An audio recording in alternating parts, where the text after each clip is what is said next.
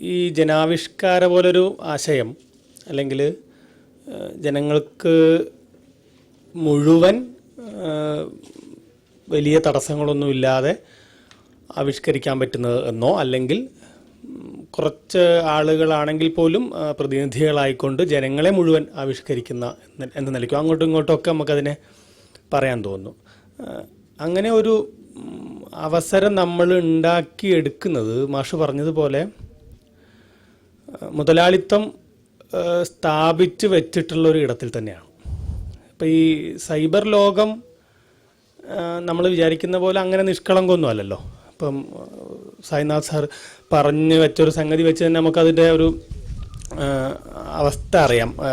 ഒക്കെ അതിൻ്റെ അമരത്തൊക്കെ ഉള്ള ഭീമന്മാർ തന്നെയാണ്. നമ്മളിപ്പം ഇങ്ങനെ നമ്മുടെ കയ്യിലാണ് ലോകം എന്നോ അല്ലെങ്കിൽ വിവരങ്ങളെന്നോ ഒക്കെ ഒരു ഭാഗത്ത് പറയാൻ പറ്റുമെങ്കിലും നമുക്കൊക്കെ ആവിഷ്കരിക്കാൻ സ്വാതന്ത്ര്യം ഉണ്ട് എന്ന് പറയുമ്പോഴും നമ്മളൊക്കെയും അതിൽ പരിഗണിക്കപ്പെടുന്നല്ലോ എന്നൊക്കെ പറയുമ്പോഴും അവിടെ അമരത്ത് അതിൻ്റെ ആ അവസരം നമുക്ക് തന്നുകൊണ്ട് നമ്മളത് അവസരവും ഉപയോഗിക്കും തോറും അത് ലാഭമാക്കി മാറ്റിക്കൊണ്ട് അതിൻ്റെ അമരത്ത് മുതലാളിത്തമുണ്ട്. അപ്പോൾ ഈ അങ്ങനെ വരുമ്പോൾ നമ്മൾ ചരിത്രം പറയുമല്ലോ, ഈ ഇന്ത്യൻ നാഷണൽ കോൺഗ്രസിൻ്റെയൊക്കെ രൂപീകരണം ഒരു അല്ലേ, ബ്രിട്ടൻ തന്നെ ചെയ്ത ഒരു തന്ത്രമാണ് എന്ന് പറയുമല്ലോ നമ്മൾ. അപ്പം അതുപോലെ ഈ ജനങ്ങളെ ഒരർത്ഥത്തിൽ സംഘടിതരാവാതിരിക്കാനോ പ്രതിരോധമുള്ളവരാകാതിരിക്കാനോ വേണ്ടി ചെയ്തു തരുന്ന ഒരു സംവിധാനം പോലുമായിട്ട് നമുക്ക് ഈ സാങ്കേതിക വിദ്യയെ വിലയിരുത്തേണ്ടി വരുമോ? അല്ലെങ്കിൽ നമ്മൾ പ്രതിരോധിക്കാനാണ് കൂടിച്ചേരുന്നത്.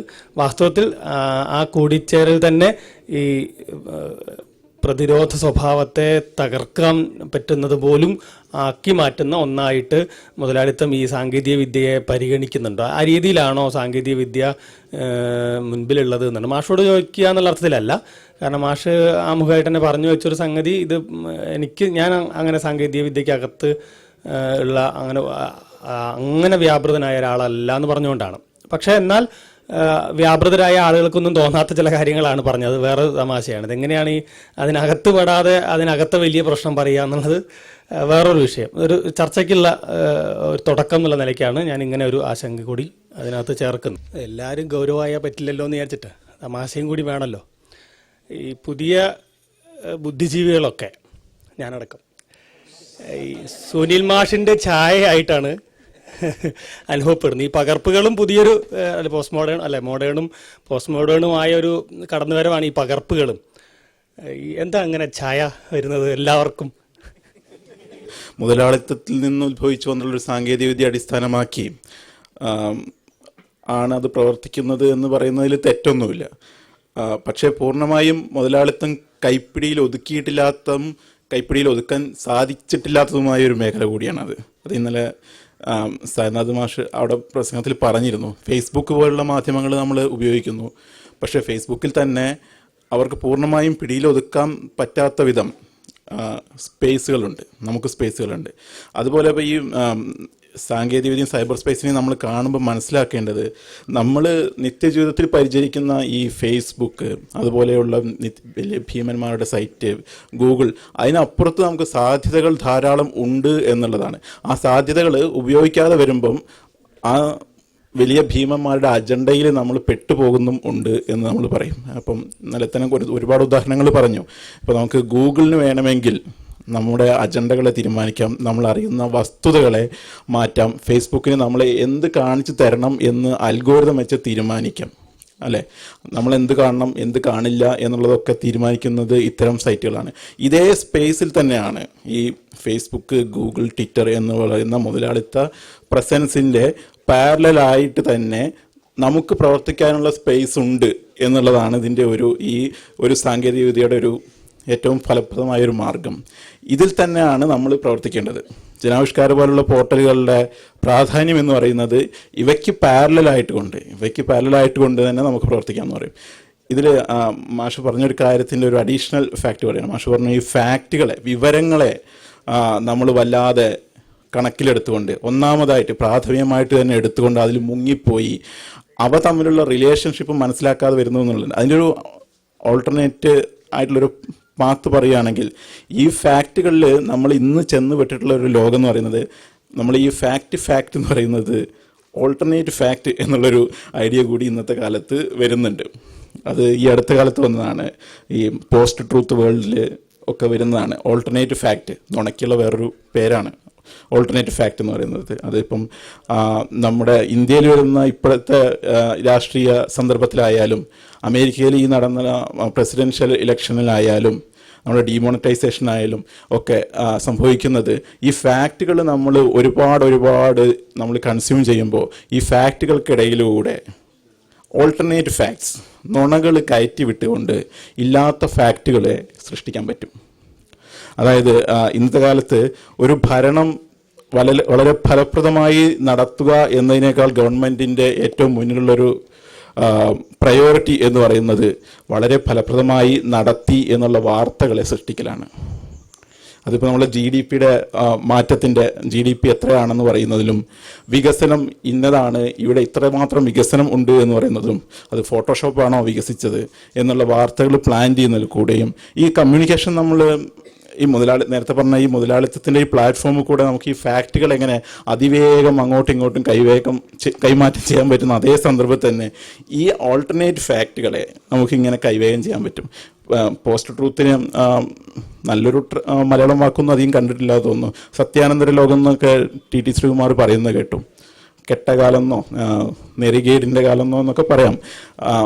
പക്ഷേ സത്യം അല്ലെങ്കിൽ മാഷ് പറഞ്ഞ ഫാക്ട്സ് എന്നുള്ള കാര്യം നമ്മളിങ്ങനെ ദിവസവും നമ്മൾ ന്യൂസ് ഫീഡിൽ നിന്നും നമ്മുടെ ഫോണിൽ നിന്നും ഇങ്ങനെ കൺസ്യൂം ചെയ്യുമ്പോൾ നമുക്ക് വേണ്ട ജാഗ്രത എന്ന് പറയുന്നത് ഈ ഓൾട്ടർനേറ്റ് ഫാക്ട്സിനെ നുണയാൻ പറ്റിയാണ്. അതിലാണ് എനിക്ക് പറയാനുള്ളത്. നേരത്തെ ചോദിച്ച ചോദ്യം, നമ്മൾ കെണിയിൽ പെട്ടുപോകാൻ വളരെ എളുപ്പമാണ്. ഈ മുതലാളിത്തത്തിൻ്റെ സ്പേസിൽ തന്നെ നമ്മൾ എവിടെയാണ് പ്ലേസ് ചെയ്യുന്നത്? നമ്മൾ പ്ലേസ് ചെയ്യുന്നത് ഇതിന് പാരലലായിട്ടാണോ, ഈ ഒരു ഒഴുക്കിൻ്റെ കൂടെ പോകുന്ന ഫാക്റ്റുകളിലെ കൺസ്യൂം ചെയ്യുന്ന പാത്തിനകത്താണോ, അതോ സാങ്കേതികവിദ്യ പ്രൊവൈഡ് ചെയ്തിട്ടുള്ള ഇൻ്റർനെറ്റ് എന്നുപോലുള്ള സാങ്കേതികവിദ്യക്കകത്ത് നമുക്ക് സ്വന്തമായിട്ടൊരു പോർട്ടലും ഫാക്റ്റുകൾ നമ്മൾ എങ്ങനെ പ്രസൻറ്റ് ചെയ്യുന്നു, അതിൽ നമുക്ക് ഈ ഓൾട്ടർനേറ്റ് ഫാക്ട്സ്, നുണകൾക്കെതിരെയുള്ള ജാഗ്രത എങ്ങനെ പുലർത്താൻ പറ്റും എന്നുള്ളതാണ്. എനിക്ക് തോന്നുന്നത് ഈ ഫാക്റ്റുകൾ തമ്മിലുള്ള റിലേഷൻ കണ്ടുപിടിക്കുന്നതിൻ്റെ അതായിരിക്കാം കുറച്ചു കാലം മുന്നേ നമുക്ക് ഉണ്ടാവേണ്ട ഏറ്റവും വലിയ പ്രയോറിറ്റി മാഷ് പറഞ്ഞത്.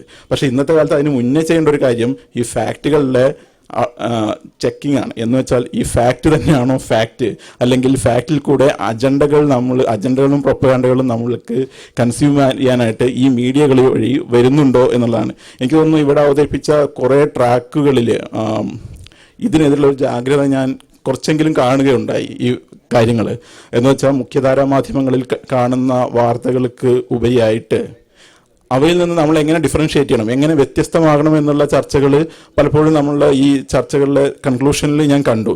അതാണ് ഏറ്റവും പ്രധാനപ്പെട്ട ഒരു കാര്യമായി മാറുക എന്നുള്ളതാണ് എനിക്ക് തോന്നുന്നത്. അവിടെയാണ് നമ്മൾ ഈ നേരത്തെ പറഞ്ഞ മുതലാളിത്തത്തിൻ്റെ ട്രാപ്പിൽ നിന്ന് മാറി നമ്മുടേതായ സ്പേസ് കണ്ടെത്താൻ പോകുന്നത് എന്നാണ് എനിക്ക് തോന്നുന്നത്. പക്ഷേ ഈ പോസ്റ്റ് മോഡേണിസം വാസ്തവത്തിൽ മോഡേണിറ്റി ഉയർത്തിയ ചില മോഡേണിറ്റിയുടെ ഒരു വിമർശന സ്ഥാനം അതിന് ഉണ്ടല്ലോ. അപ്പോൾ നമ്മൾ ഇടതുപക്ഷം ഇപ്പോൾ പൊതുവെ ചില ചർച്ചകളിൽ നമ്മളത് പരിഗണിക്കേണ്ടതില്ലെന്നും പാടെ നിരസിക്കേണ്ടതാണ് എന്നുള്ളൊരു രീതിയിലുള്ള സമീപനങ്ങളൊക്കെ കാണാറുണ്ട്. അപ്പോൾ മോഡേണിറ്റി ഉയർത്തിയ ചില പ്രശ്നങ്ങളുടെ വിമർശന സ്ഥാനം എന്നർത്ഥത്തിൽ പോസ്റ്റ് മോഡേണിസത്തെ നമ്മളെ എങ്ങനെയാണ്, പോസ്റ്റ് മോഡേണിസ്റ്റ് സംവാദങ്ങളെ പരിഗണിക്കേണ്ടത്? ഇതിൽ ഇന്നലെ കൾച്ചർ ആൻഡ് ഹിസ്റ്ററി എന്നുള്ള സെഷനിലായിരുന്നു ഞാൻ ഉണ്ടായിരുന്നത്. അപ്പോൾ അവിടെ ഉയർന്നു വന്ന ഒന്ന് രണ്ട് കൺഫ്യൂഷൻസാണ്. അത് ആ സെഷനിൽ മാത്രം ഉള്ളതല്ല എന്ന് എനിക്ക് തോന്നുന്നു. ഒരു പക്ഷേ നമ്മളെല്ലാവരും എറിയും കുറഞ്ഞ ഷെയർ ചെയ്യുന്നുണ്ടെന്ന് എനിക്ക് തോന്നിയത്. അപ്പോൾ ഇന്നലെ ഞങ്ങൾ ചർച്ച ചെയ്തപ്പോൾ ഉയർന്ന ഒരു പ്രധാന വാദം, ഈ ഡിമോണിറ്റൈസേഷൻ കൂടി വന്നതോടുകൂടി ഫാഷിസം എന്നുള്ളത് ഒരു സാധ്യത മാത്രമല്ല എന്നും എത്രയും പെട്ടെന്ന് അത് തൊട്ടടുത്തെത്തിക്കഴിഞ്ഞു എന്നും അതിനാൽ തന്നെ സാധ്യമായ എല്ലാവരുമായിട്ട് നമ്മൾ അലയൻസ് രൂപപ്പെടുത്തണം എന്നുമുള്ള ഒരു വാദം ഉയർന്നിരുന്നു. പ്രത്യേകിച്ചും പൊളിറ്റിക്കൽ ഇസ്ലാമിസ്റ്റുകളുമായിട്ട്. സോളിഡാരിറ്റി പോലെയുള്ള മൂവ്മെൻറ്റുകളായിട്ട് പോലും നമ്മൾ വേദി ഷെയർ ചെയ്യണമെന്നും അതുവഴി ഒരു പ്രതിരോധ സാധ്യത രൂപപ്പെടുത്താമെന്നും ഒരു ഭാഗത്തുനിന്ന് വാദം ഉയർന്നു. അത് സാധ്യമല്ല എന്നും സോളിഡാരിറ്റി പോലെയുള്ള പ്രസ്ഥാനങ്ങൾ വാസ്തവത്തിൽ സഹായിക്കുന്നത് ഹിന്ദുത്വയുടെ പ്രൊജക്റ്റിനെ തന്നെയാണ് എന്നും അതുകൊണ്ട് അവരുമായി ഏതെങ്കിലും തരത്തിൽ നമ്മൾ കൾച്ചറലിയോ പൊളിറ്റിക്കലിയോ ഷെയർ ചെയ്യുന്നത് വാസ്തവത്തിൽ വിപരീത ഫലമാണ് ഉളവാക്കുക എന്നും ഒരു വാദം ഉയരുണ്ടായി. അതെവിടെ എത്തിയില്ല എന്നുള്ളതുകൊണ്ട് അതവിടെ അവസാനിപ്പിക്കുകയാണ് ചെയ്തത്. ഇതിനകത്തൊരു ക്ലാരിറ്റി വാസ്തവത്തിൽ ഇന്നില്ല എന്നെനിക്ക് തോന്നുന്നു. പൊതുവിൽ എനിക്കൊന്നുമില്ല, മൊത്തത്തിൽ ആർക്കും ഇല്ലാന്ന് തോന്നുന്നു. മാഷിൻ്റെ ഒരു പൊസിഷൻ അറിയണം എന്ന് ആഗ്രഹമുണ്ട്. ഒന്ന്. മറ്റൊന്ന് വന്നത് ഈ കൾച്ചറൽ വാല്യൂ ഉള്ള ചില എന്താ പറയുക മതാത്മകമായ ചില ആചാരങ്ങളോ അനുഷ്ഠാനങ്ങളോ ഒക്കെ ഉണ്ടല്ലോ. ഇതിനകത്തേക്ക് ഇൻ്റർവ്യൂൻ ചെയ്യണം എന്ന് പറയുമ്പോൾ ഏത് തരത്തിൽ ചെയ്യാം? ഇപ്പോൾ ശ്രീകൃഷ്ണ ജയന്തി നടത്തലാണോ വാസ്തവത്തിൽ ചെയ്യേണ്ടത്? അതേസമയം നമ്മൾ അതിലും കൺഫ്യൂഷൻ വന്നു. അങ്ങനെയാണ് ചെയ്യേണ്ടത് എന്നൊരു വാദം ഉയർന്നു. അതിനകത്തേക്ക് നമ്മൾ കടക്കുകയും അതുവഴി അതിനെ ഡെമോക്രാറ്റൈസ് ചെയ്യുകയും ചെയ്യാണ് വേണ്ടത്. അത് ഏകപക്ഷീയമായി പറയുന്ന ഒരു ഗ്രൂപ്പിൻ്റെതുമല്ല, നമ്മളെല്ലാം കൂടി വർക്ക് ചെയ്തുണ്ടാക്കിയ കൾച്ചറാണ്. അതിനാൽ തന്നെ അതിൽ നമുക്ക് അവകാശമുണ്ട്, നിശ്ചയമായി ഇടപെടുകയാണ് വേണ്ടതെന്നൊരു വാദം ഉയർന്നു. അത് ഒരു പക്ഷേ തൊട്ടടുത്ത് ഒരു പരിഹാരമാവാം എങ്കിലും വിദൂര അർത്ഥത്തിൽ അത് നെഗറ്റീവായാണ് മാറുക. അതുകൊണ്ട് ഇങ്ങനെ ശ്രീകൃഷ്ണ ജയന്തി ആണെങ്കിലും മറ്റ് മതാത്മകമായ ആഘോഷങ്ങളാണെങ്കിലും കൾച്ചറൽ സിമ്പലാണെങ്കിലും നമ്മൾ ഏറ്റെടുക്കേണ്ടതില്ല എന്നും ഒരു വാദമുയർന്നു. ഇതിനകത്തും എന്താണ് ചെയ്യേണ്ടതെന്നുള്ള കൺഫ്യൂഷൻ നിലനിന്നിരുന്നു. ഈ രണ്ട് ചർച്ചകൾ എവിടെ എത്താതെ അവസാനിക്കാനുണ്ടായത്. അപ്പോൾ ഇതിൻ്റെ ഒരു വിശദീകരണം മാഷിൻ്റെ ഒരു നിലപാടിൽ നിന്ന് പറഞ്ഞാൽ ഒരു പക്ഷേ കുറേ കൂടി ക്ലാരിറ്റി ഉണ്ടാവും എന്ന് തോന്നുന്നു. ഞാൻ ഈ ഫാസിസം വരുന്നതെന്ന് പേടിച്ച് ഫാസിസം വിളിച്ചു വരുത്താൻ ആഗ്രഹിക്കുന്ന ആളല്ല, ക്ഷണിച്ചു വരുത്താനായിട്ട്. എൻ്റെ വിശ്വാസത്തിൽ, എൻ്റെ ധാരണയിൽ മോഡിയുടെ അല്ലെങ്കിൽ ഇപ്പോഴത്തെ ഫാഷിസത്തിൻ്റെ എതിരാളി അല്ലെ ശത്രു ഇസ്ലാമിക് സമുദായം, ക്രിസ്ത്യൻ സമുദായം അല്ല, ഇടതാണ്. ഇടതിനെ പൊളിക്കുക എന്നുള്ളതാണ് അയാളുടെ ലക്ഷ്യം. അതിലേക്ക് നമ്മളെ ഈ ഹിന്ദുവിനെതിരാക്കിക്കൊണ്ട് അല്ല ഹൈന്ദവത്വത്തിനെതിരാക്കിക്കൊണ്ടുള്ള ഒരു നിലപാട് നമ്മളെ കൊണ്ട് എടുപ്പിച്ചുകൊണ്ട് കൂടുതൽ ആൾക്കാരെ തൻ്റെ ചേരിയിലേക്ക് കൊണ്ടുവരാനുള്ള തന്ത്രമാണ് എന്നാണ് എൻ്റെ വിശ്വാസം. അതുകൊണ്ട് ഒരു ഹിന്ദു ഫാഷിസം എന്നുള്ള ഇതിനേക്കാളും വേറെ ഒരു ക്യാപിറ്റലിസ്റ്റ് ഫാഷിസം എന്നുള്ള തരത്തിൽ അതിനെ കണ്ടിട്ടില്ലെങ്കിൽ ഏത് പ്രകാരം ഈ ഹൈന്ദവതയ്ക്കും അല്ലെങ്കിൽ അതിൻ്റെ എതിരായിട്ടുള്ള സമരം അല്ലെങ്കിൽ പ്രക്ഷോഭങ്ങൾ അല്ലെങ്കിൽ കൂട്ടിച്ചേരലുകൾ ഒരു വശത്ത് യുക്തിവാദികൾ ചെയ്യുന്ന ഫലം തന്നെ ചെയ്യുക. യുക്തിവാദികളും ഫലത്തിൽ കൂടുതൽ ഭക്തന്മാരെ ഉണ്ടാക്കുന്ന ഒരു അവസ്ഥയിലേക്ക് എത്തിയിട്ടുണ്ടെന്നാണ് എൻ്റെ വിശ്വാസം. ഈ അടുത്ത കാലത്ത് പോസ്റ്റ് മോഡേൺ ചിന്തകൾ ഒരു പുതിയ ചർച്ചയായിട്ട് വളർന്നു വരുന്നുണ്ട്. അത് പല കോണുകളിൽ നിന്നും ആ ചോദ്യങ്ങൾ ഉയർന്നു വരുന്നുണ്ട്. ഇപ്പം അടുത്ത കാലത്ത് കാണുന്ന ഒരു ലേഖനത്തിൽ പറഞ്ഞ ഒരു പരാമർശം, നല്ല പോസ്റ്റ് മോഡേണിസ്റ്റ് എന്ന് പറഞ്ഞു കഴിഞ്ഞാൽ ഒരു നല്ല മന്ത്രവാദി എന്ന് പറയുന്നതിലോ അല്ലെങ്കിൽ നല്ല ഹോമിയോപ്പതി ഡോക്ടർ എന്ന് പറയുന്നതോ ആയിട്ടൊന്നും വലിയ വ്യത്യാസമൊന്നും വരാനില്ല എന്ന നിലയ്ക്ക് കാണുന്ന ഒരു ഭാഗമുണ്ട്. മറുഭാഗത്ത് പോസ്റ്റ് മോഡേണിസം ഉയർത്തി കൊണ്ടുവന്ന മോഡേണിറ്റിയോടുള്ള അനേകം വിമർശ സ്ഥാനങ്ങളും മോഡേണിറ്റി പൊതുവെ അതിൻ്റെ പൊതുപ്രതലത്തിൽ അവഗണിക്കപ്പെട്ടു പോയ അതിനകത്ത് ഉണ്ടായിരുന്ന അനേകം ഐഡൻറ്റിറ്റികളെ പറ്റിയിട്ടുള്ള ചർച്ചകൾ ഉയർത്തി കൊണ്ടുവന്നതുമായ ഒരു സ്ഥലമാണ് പോസ്റ്റ് മോഡേണിസം എന്നതുകൊണ്ട് പോസ്റ്റ് മോഡേണിസത്തിൻ്റെ അത്തരം അനേകം ഗുണപരമായ വശങ്ങളെ കാണാതെ ഒന്നടങ്കം എഴുതി തള്ളുന്നതിലെ പ്രശ്നവും ഈ രണ്ട് സ്പേസിൽ നിന്നുകൊണ്ടുള്ള സംവാദങ്ങൾ വാസ്തവത്തിൽ നാം ഇടതെന്നും പുരോഗമനപരമെന്നും പറയുന്ന ഗ്രൂപ്പിനകത്ത് തന്നെ പലപാട് സംശയങ്ങൾ ഉൽപ്പാദിപ്പിക്കപ്പെടുകയും പല വിയോജിപ്പുകളിലൂടെയും കടന്നു പോകുന്നുണ്ട്. അപ്പോൾ അതിനെ പറ്റിയിട്ടുള്ളൊരു ക്ലാരിഫിക്കേഷനും മാഷുടെ അഭിപ്രായവും വാസ്തവത്തിൽ അറിയാൻ താല്പര്യമുണ്ട്. ഛായാപ്രശ്നം രൂക്ഷമായി നേരിടുന്ന എത്ര പേരെ ഞാൻ ഇങ്ങനെ മുമ്പിലേക്ക് നോക്കുമ്പോൾ തന്നെ കാണുന്നുണ്ടെന്ന് ആലോചിക്കായിരുന്നു. അതിനിപ്പോൾ സുനിൽ മാഷെന്ന് മാത്രമല്ല മറ്റ് പലരുടെയും. അപ്പോൾ നമ്മളിങ്ങനെ ഈ അത്തരം ഒരു പ്രത്യേക സമയത്ത് ചിലരുടെ സ്വാധീനങ്ങളിൽ നിന്ന് കുതറി മാറുകയാണോ വാസ്തവത്തിൽ വേണ്ടത് എന്നതൊരു ചർച്ചാ വിഷയമാണ്. വളരെ മനഃപൂർവ്വമായി ഒരു സ്വാധീനത്തിൽ നിന്ന് കുതറി മാറലാണോ യഥാർത്ഥത്തിൽ ചില സ്വാധീനങ്ങളിൽ നിന്ന് രക്ഷപ്പെടാനുള്ള വഴി, അതോ വളരെ സ്വാഭാവികമായി അത് സംഭവിക്കുകയാണോ? അത്തരം കാര്യങ്ങളിലുള്ള ഒരു ക്ലാരിറ്റി ചിലപ്പോൾ മാഷയുടെ അനുഭവത്തിൽ നിന്ന് ഒരു പ്രത്യേക കാലഘട്ടത്തിൽ മാഷയുടെ ചെറുപ്പത്തിൽ കടന്നു പോരുമ്പോൾ സ്വാധീനിച്ചതിൽ നിന്ന് എങ്ങനെ മാഷ് രക്ഷപ്പെട്ടു പോരുകയോ അല്ലെങ്കിൽ അതിനെ ശക്തിയാക്കി മാറ്റുകയോ ഒക്കെ ചെയ്തു എന്നുള്ളതിനെ മുൻനിർത്തി പറയാനുണ്ടാവുമെന്ന് എനിക്ക് തോന്നുന്നു. ഞാൻ പോസ്റ്റ് മോഡേണിസ്റ്റിനെ പറ്റി പറഞ്ഞാൽ ഒറ്റ കാര്യം ഞാൻ വിട്ടുപോയെന്ന് കൂട്ടിച്ചേർത്തു. അതായത് പോസ്റ്റ് മോഡേണിസ്റ്റുകളുടെ പൊതുലോക അന്തരീക്ഷവും ഒരു പ്രാദേശികമായിട്ട് ഓരോ സ്ഥലത്തുണ്ടാവുന്ന പോസ്റ്റ് മോഡേണിസ്റ്റുകളുടെ ഐഡന്റിറ്റിയും തമ്മിൽ വ്യത്യാസമുണ്ട് എന്നൊരു തരം ചർച്ച യൂറോപ്പിൽ തന്നെയൊക്കെ വളർന്നു വന്നതായിട്ടും കണ്ടിട്ടുണ്ട്. കേരളത്തിൽ ഇപ്പോൾ ഈ മലയാളി പോമോസ് എന്ന് പറയുന്ന ഒരു പ്രത്യേക വർഗ്ഗമാണ് എന്നുള്ള നിലയ്ക്ക് ചർച്ച ചെയ്യാറുണ്ട്. അവരുടെ തരം അത് വാസ്തവത്തിലുള്ള പോസ്റ്റ് മോഡേണിസ്റ്റുകൾ ഞങ്ങൾ അസൽ പോസ്റ്റ് മോഡേണിസവുമായി ഇതിന് ബന്ധമൊന്നുമില്ല എന്നൊരു ചർച്ചയുണ്ട്. പിന്നെ അങ്ങനെ ഒരു അസൽ പോസ്റ്റ് മോഡേണിസ്റ്റ് എന്നൊന്നില്ല എന്നുമുണ്ട്. അതിനെപ്പറ്റിയൊക്കെയുള്ള മാഷ അഭിപ്രായങ്ങൾ അറിയാൻ താല്പര്യമുണ്ട്. പല ചെയ്യലൊക്കെ കഴിഞ്ഞ പ്രാവശ്യം ഒരു പരിപാടിക്ക് പോയപ്പോഴേക്കും ശ്രീതേട്ടൻ പറയുന്നുണ്ട് വിജയ് മാഷ് ഫാൻസ് വിളിക്കുന്നുണ്ട്. അല്ല, പല സ്ഥലങ്ങളും പറയുന്നുണ്ട്. സുനിമാഷ് ഒരു പുരസ്കാരം കിട്ടിയപ്പോൾ ഒരു പോസ്റ്റ് വൈറലായെന്ന് പറഞ്ഞു കഴിഞ്ഞാൽ ഈ ഒറിജിനലിനാണോ ഡ്യൂപ്ലിക്കേറ്റിൻ്റെ പുരസ്കാരം കൊടുക്കുക, അങ്ങനെ പലതരത്തിലുള്ള സാധനങ്ങൾ പറഞ്ഞ കേൾക്കാറുണ്ട്. അപ്പോൾ ഇന്ന് മാഷ് പറഞ്ഞു ഈ വിജയ് മാഷ് സംസാരിക്കുമ്പോൾ പല വഴികളിലൂടെ അത് പോവും. അപ്പോൾ അങ്ങനെ തന്നെ എടുക്കേണ്ടതില്ലല്ലോ, പല വഴികളിലൂടെ പോകും, അതും അങ്ങനെയും ഒരു വഴിയുണ്ടല്ലോ, അങ്ങനെയും പറയാലോ എന്ന് പറഞ്ഞു. പക്ഷേ പൊതുവെ ചർച്ചകളിൽ കാണാറുള്ള ഒരു സാധനം എന്ന് പറഞ്ഞു കഴിഞ്ഞാൽ ചില ചർച്ചകൾ ഇങ്ങനെ നമ്മൾ തുടങ്ങി, നമ്മൾ എവിടെയെങ്കിലും വിജയ് മാഷിനെ കൂട്ടിയതപ്പോൾ തന്നെ വിജയ് മാഷ് ഫാൻസ് മിണ്ടണ്ട, ഫാൻസാണ് എന്ന് പറഞ്ഞിട്ട് അങ്ങനെ ഒരു തരത്തിലാണ് ആ ഡിസ്കഷൻ പോവുക. അപ്പോൾ മാഷ് തന്നെ പലപ്പോഴായിട്ട് ഞാൻ നവമലയാളിക്ക് കൊടുത്ത ഇൻ്റർവ്യൂവിൻ്റെ തുടക്കത്തിൽ മാഷ് പറയുന്നത് വായിച്ചിട്ടുണ്ട്, വിജയ് മാഷിൻ്റെയൊക്കെ സ്വാധീനം ഉണ്ടായിരുന്നു. അപ്പോൾ അങ്ങനെ സുനിൽ മാഷ് പോലും സ്വാധീനിക്കപ്പെട്ട ഒരാളെക്കുറിച്ച് എൻ്റെ ഒരു സാധനത്തെ കോട്ട് ചെയ്യുമ്പോൾ, അല്ലെങ്കിൽ ആൾ ഒരു 10-30 വർഷം ഇവിടെ നടത്തിയ ഒരു രാഷ്ട്രീയ ഇടപെടലിനെ മുഴുവൻ മാറ്റി നിർത്തിക്കൊണ്ട് നടത്തുന്നത് എത്രത്തോളം ശരിയാണ്. ഇപ്പം നേരത്തെ പറഞ്ഞ പോസ്റ്റ് മോഡേൺ സാധനങ്ങളിൽ നിന്ന് തന്നെ നമ്മൾ ഇത്ര എടുക്കുമ്പോൾ വിജയ് മാഷിനോടൊരു ശത്രുത ഈ പറയുന്ന ആളുകൾ കാട്ടുന്നില്ലേ എന്നൊരു സംശയം എനിക്കുണ്ട്. ഒരുപാട് പ്രശ്നങ്ങളാണ് കുടുങ്ങിയ പോലെയാ. ഒന്നാമത്തെ കാര്യം, ഞാനിപ്പോൾ ആദ്യം പറഞ്ഞ കാര്യത്തെക്കുറിച്ച് തന്നെ ഞാൻ പറഞ്ഞല്ലോ, എനിക്കങ്ങനെ നിശ്ചയം എന്നുള്ള കാര്യമല്ല ഞാൻ പറയണത്. അതിൽ ഞാൻ ആദ്യം നടന്ന ചർച്ചയിൽ ആ ഒരു കാര്യത്തിൽ എൻ്റെ ഒരു അഭിപ്രായം പറഞ്ഞിട്ട് ഈ ചോദ്യങ്ങളിലേക്ക് വരാം. ഇപ്പോൾ മുതലാളിത്തം നൽകിയ സ്പേസാണ് ഇൻ്റർനെറ്റിൻ്റെത് അല്ലെങ്കിൽ സാമൂഹ്യ മാധ്യമങ്ങളുടേത് എന്നതൊരു പ്രശ്നമല്ല കേട്ടോ. അത് അച്ചടി മുതലാളിത്തം നൽകിയ മാധ്യമം തന്നെയാണ്, അല്ലാതെ അച്ചടി മുതലാളിത്തത്തിന് മുമ്പ് ഇല്ലല്ലോ. അതുകൊണ്ട് ആധുനികതയുടെ ഏത് ആവിഷ്കാരത്തിലും മുതലാളിത്തം ഉണ്ടാവും. അങ്ങനെ മുതലാളിത്തരഹിതമായ ഒരു ആധുനികതയൊന്നും വാസ്തവത്തിൽ ആധുനികതയ്ക്കുള്ളിലില്ല ഫലത്തിൽ. അപ്പോൾ എന്താണെന്ന് വെച്ച് കഴിഞ്ഞാൽ ഒരു ടെൻഷൻ വരുന്നു. ആ ടെൻഷൻ ഹിസ്റ്റോറിക്കലാണ്.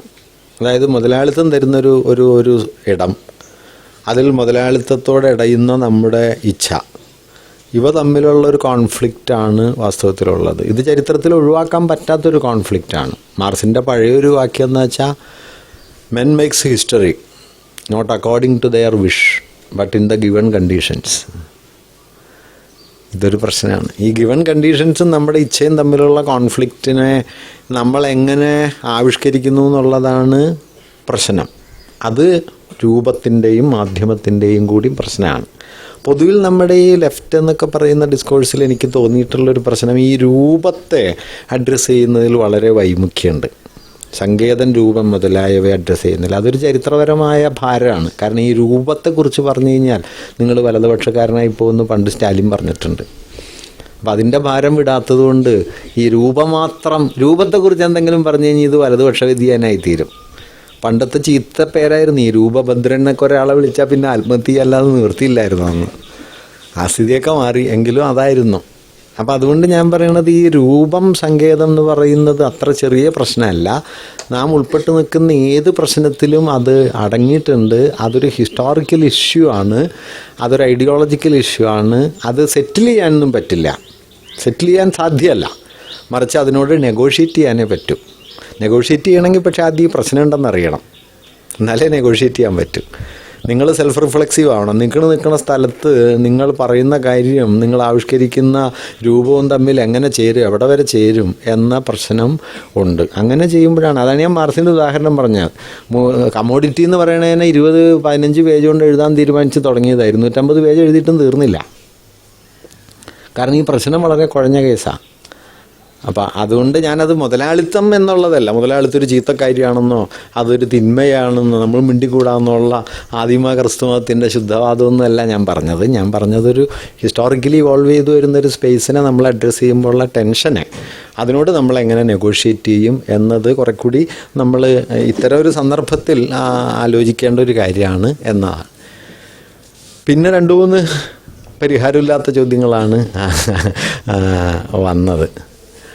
അതിലൊന്ന്, ഇപ്പോൾ പോസ്റ്റ് മോഡേണിസവും മോഡേണിറ്റിയും ഇതോടുള്ള ബന്ധങ്ങൾ എന്തായിരിക്കണം എന്നാണ്. എനിക്കതിൽ ആദ്യമേ പറയാനുള്ളത്, മോഡേണിറ്റി പോസ്റ്റ് മോഡേൺ എന്നൊക്കെ പറയുന്നതിനെ വളരെ ഏകാത്മകമായി നാം കാണരുത് എന്നാണ്.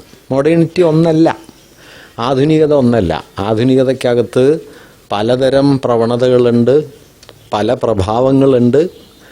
അതെല്ലാം ഒരൊറ്റ വഴിയിൽ സഞ്ചരിക്കുന്ന ഒന്നല്ല. നമ്മുടെ ഒരു വലിയ തകരാറ് മോഡേണിറ്റി എന്ന് പറയുന്നതിനെ നമ്മൾ വളരെ ഹോമോജനസ് ആയിട്ടാണ് കാണുന്നത്.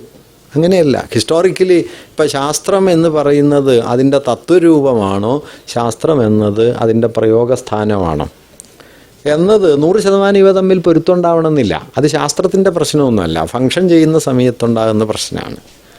അത് മോഡേണിറ്റിക്കകത്തുണ്ട്. ഇപ്പോൾ ലളിതമായിട്ട് പറഞ്ഞാൽ, ആധുനികത പറഞ്ഞത് യൂണിവേഴ്സലിസമാണ്, ആധുനികത നടപ്പാക്കിയത് കൊളോണിയലിസമാണ്. ആധുനികതയാണ് യൂണിവേഴ്സലിസം എന്ന് പറഞ്ഞാൽ. ഞാൻ വളരെ സിമ്പിളായൊരു ഉദാഹരണം പറയാം. നമ്മുടെ സമീപകാലത്ത് സമീർ അമീൻ ഒരു ലേഖനം എഴുതിയിരുന്നു. സമീർ അമീൻ പറഞ്ഞത് ഫ്രഞ്ച് ബൂർഷ്വാസിയാണ് മുദ്രാവാക്യം കൊണ്ടുവന്നത്. ഏത്? ഫ്രഞ്ച് വിപ്ലവത്തിൻ്റെ equality, fraternity and liberty. Samir Amin പറയണത്, ഈ മുദ്രാവാക്യം നടപ്പാക്കിയാൽ പിന്നെ ബൂർഷ്വാസി ഉണ്ടാവില്ല. ഫ്രറ്റേണിറ്റി ആൻഡ് ലിബർട്ടി എന്നുള്ള മുദ്രാവാക്യം നടപ്പാക്കിയാൽ പിന്നെ ബൂർഷ്വാസിക്ക് നിൽക്കാൻ പറ്റില്ല. അതുകൊണ്ട് ബൂർഷ്വാസി നടപ്പാക്കിയത് ഫ്രഞ്ച് റവല്യൂഷൻ്റെ മുദ്രാവാക്യമല്ല, അമേരിക്കൻ റവല്യൂഷൻ്റെ മുദ്രാവാക്യമാണ്, പ്രോപ്പർട്ടി ആൻഡ് ലിബർട്ടി. എന്തിനുള്ള സ്വാതന്ത്ര്യം? സ്വത്തിനുള്ള സ്വാതന്ത്ര്യം, സമത്വത്തിനുള്ള സ്വാതന്ത്ര്യമല്ല, സാഹോദര്യത്തിനുള്ള സ്വാതന്ത്ര്യമല്ല. പക്ഷേ എന്നതുകൊണ്ട് ഫ്രഞ്ച് ബൂർഷ്വാസിയുടെ ആ മുദ്രാവാക്യം അപ്രസക്തമാണോ? ഒട്ടുമല്ല. അപ്പോൾ ബൂർഷ്വാസി ഏതാണ് ഇതിൽ? ഫ്രഞ്ച് ബൂർഷ്വാസിയാണോ, അമേരിക്കൻ ബൂർഷ്വാസിയാണോ യഥാർത്ഥ ബൂർഷ്വാസി? ബൂർഷ്വാസിയുടെ 2 ഭിന്ന സന്ദർഭങ്ങളാണ്, 2 ഭിന്ന ആവിഷ്കാരങ്ങളാണ്. അതുകൊണ്ട് ഞാൻ പറയുന്നത്, ഒരാശയത്തെ അതിൻ്റെ ചരിത്ര സന്ദർഭത്തിൽ നിന്ന് പുറത്തെടുത്ത് കേവലാശയമായി അമൂർത്തമായി അതിനെ കാണുക എന്നുള്ള രീതി വളരെ അൺമാർസിയനാണ് എന്നാണ് എൻ്റെ അഭിപ്രായം. അതുകൊണ്ട് അങ്ങനെ കേവലാശയങ്ങളുടെ തലത്തിൽ മോഡേണിറ്റിയെക്കുറിച്ച് ചർച്ച ചെയ്തിട്ട് കാര്യമൊന്നുമില്ല. അതാണ് ഈ മനുഷ്യൻ എന്നുള്ള കേവല സങ്കല്പത്തെക്കുറിച്ച് ചർച്ച ചെയ്യുമ്പോൾ മാർക്സ് പറഞ്ഞത്, ഇത് ഫോയർബാക്കിൻ്റെ തലയിലുള്ള മനുഷ്യനാണ്, യഥാർത്ഥത്തിലുള്ള മനുഷ്യനല്ല. ഫോയർബാക്കിൻ്റെ തലയിലൊരു മനുഷ്യനുണ്ട്, അയാൾക്കൊരു പ്രശ്നമില്ല, അയാൾക്കൊരു കളങ്കമില്ല. അങ്ങനൊരു മനുഷ്യൻ പക്ഷേ ജീവിതത്തിലില്ല. അതുകൊണ്ട് നിങ്ങൾ മനുഷ്യൻ എന്ന സോഷ്യൽ എൻഗേജ്മെൻറ്റിനെയാണോ കാണുന്നത്, മനുഷ്യൻ എന്ന എസൻഷ്യൽ ബീയിങ്ങിനെയാണോ കാണുന്നത്? അവിടെയാണ് മാർക്സിൻ്റെ പ്രസിദ്ധമായ നിരീക്ഷണം man is an ensemble of social relations. Ensemble of social relations പറഞ്ഞാൽ വളരെ കോൺക്രീറ്റ് ആണ്.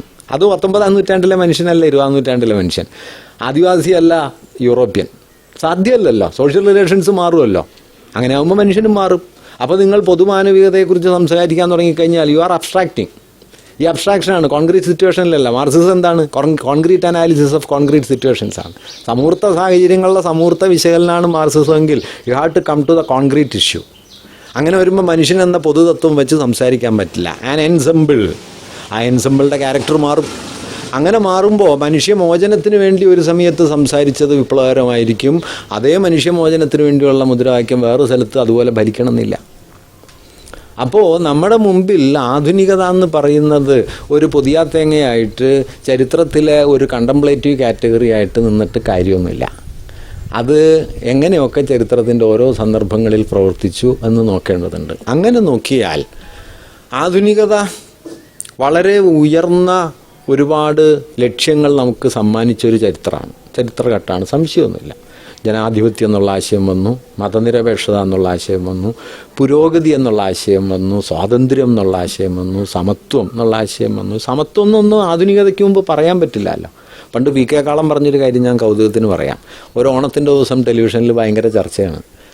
ഈ അന്നത്തെ പോസ്റ്റ് മോഡേണിസ്റ്റുകൾ എല്ലാവരും കൂടി ഇരുന്ന് പറയുന്നു, പണ്ട് എന്ത് നല്ല കാലമായിരുന്നു, ഇപ്പം എല്ലാം വ്യാജായിപ്പോയില്ലേ, തട്ടിപ്പായിപ്പോയില്ലേ, മുഴുവൻ ചതിയായിപ്പോയില്ലേ, നാഗരികത ഒന്നും എല്ലാം നശിച്ചില്ലേ, വ്യവസായം വന്ന് കൃഷിയൊക്കെ പോയി, പുഴയൊക്കെ പോയി, എല്ലാം പോയി, കൊള്ളരുതാത്തൊരു കാലമായി.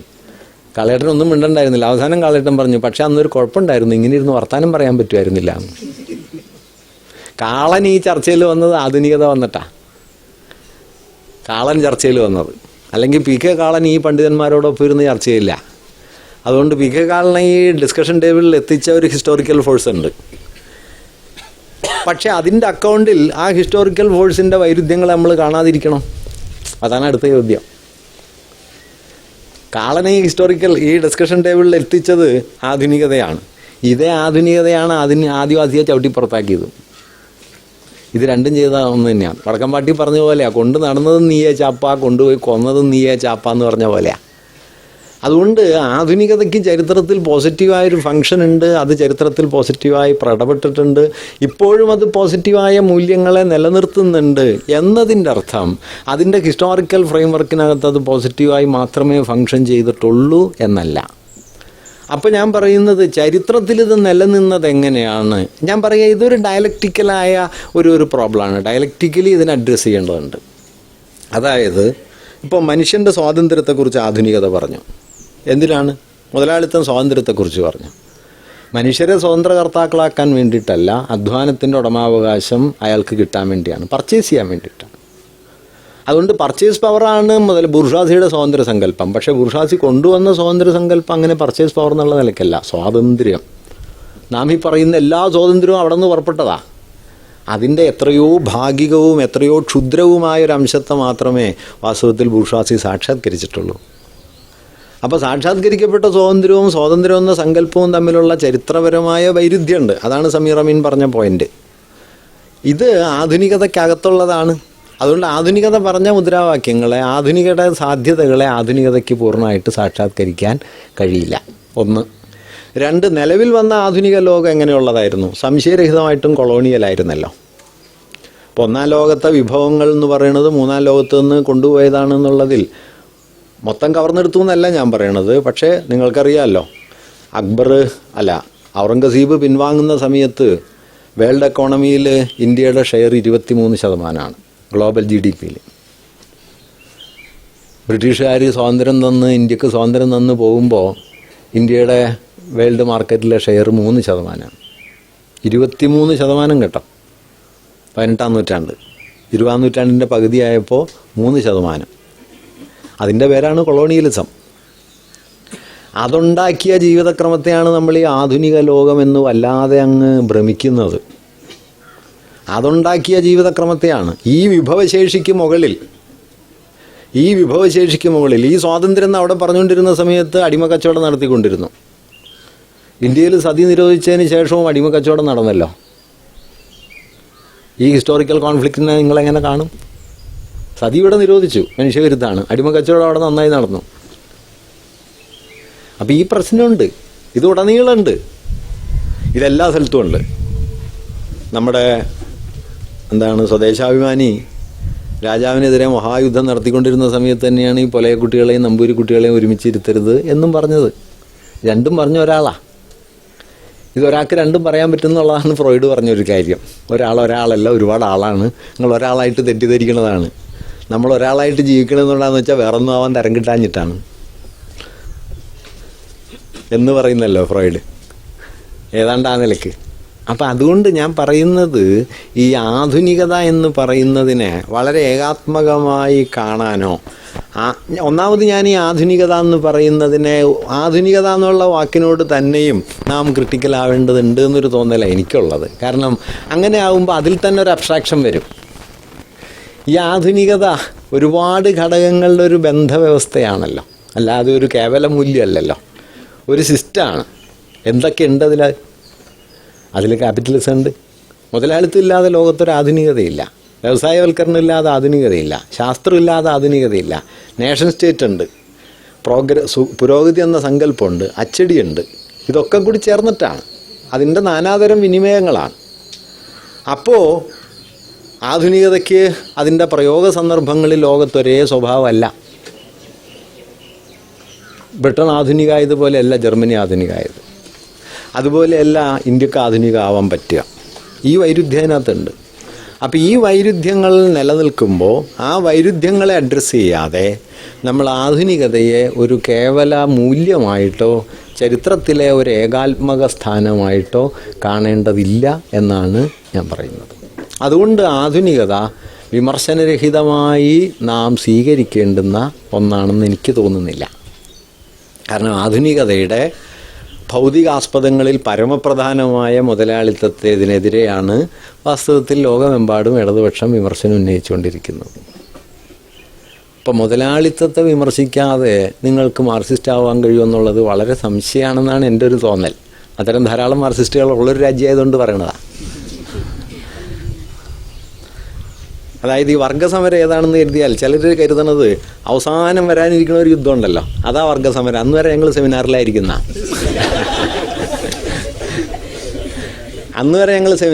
അവസാനത്തെ യുദ്ധത്തിൽ ഞങ്ങൾ വരുന്ന. വാസ്തവത്തിൽ എന്താ വർഗസമരം എന്നറിയോ? ഈ റേഷൻ കട പൂട്ടിപ്പോണതിനെതിരെ അവിടെ നടത്തുന്ന സമരം, ബസ് ചാർജ് കൂടുമ്പോൾ അതിനെതിരെ നടത്തുന്ന സമരം, കൂലി കൂടുതൽ കിട്ടാൻ വേണ്ടി അവിടെ നടത്തുന്ന സമരം, പഞ്ചായത്തിൻ്റെ മുമ്പിൽ ഇരിക്കുന്ന ധർണ, കൊള്ളുന്ന അടി, ഇതെല്ലാം കൂടി ചേർന്നതിൻ്റെ പേരാ വർഗസമരം. അല്ലാതെ അവസാനത്തൊരു വിശുദ്ധിത്വമൊന്നും വരാനില്ല. അത് കാത്തിരിക്കുന്നവർക്ക് ഒരിക്കലും യുദ്ധം ചെയ്യേണ്ടിയും വരില്ല. മിക്കവാറും അവർക്കത് അറിയാം കേട്ടോ. അതുകൊണ്ടാണ് ഇങ്ങനെ പറയണത്. അവർക്കറിയാം, അറിയാഞ്ഞിട്ടൊന്നുമല്ല. ഞാൻ പറഞ്ഞു തന്ന പോയിന്റ് എന്താണെന്ന് വെച്ച് കഴിഞ്ഞാൽ, ഈ മൂർത്ത യാഥാർത്ഥ്യങ്ങളെ അഡ്രസ്സ് ചെയ്തില്ലെങ്കിൽ നിങ്ങൾക്ക് കേവല തത്വങ്ങളിലേക്ക് എപ്പോഴും പോകാൻ പറ്റും. കേവല തത്വങ്ങളെ മുൻനിർത്തി സംസാരിക്കുന്നതിനെയാണ് കണ്ടംപ്ലേറ്റീവ് തിങ്കിങ് എന്ന് മാർക്സ് പറഞ്ഞത്. അതാണ് ഫോർബാക്കിൻ്റെ മനുഷ്യൻ തലയിലെ മനുഷ്യനായിരുന്നു, അയാൾ നിലത്ത് നിന്നിട്ടില്ല എന്നാണ്. ഫെയർബാക്കിനെ കുറിച്ച് പറയുമ്പോൾ പറയുന്നല്ലോ, അയാൾ യാഥാർത്ഥ്യത്തെ എന്താണ് മനുഷ്യബന്ധമായി കണ്ടില്ല, കേവല വസ്തുവായി കണ്ടു.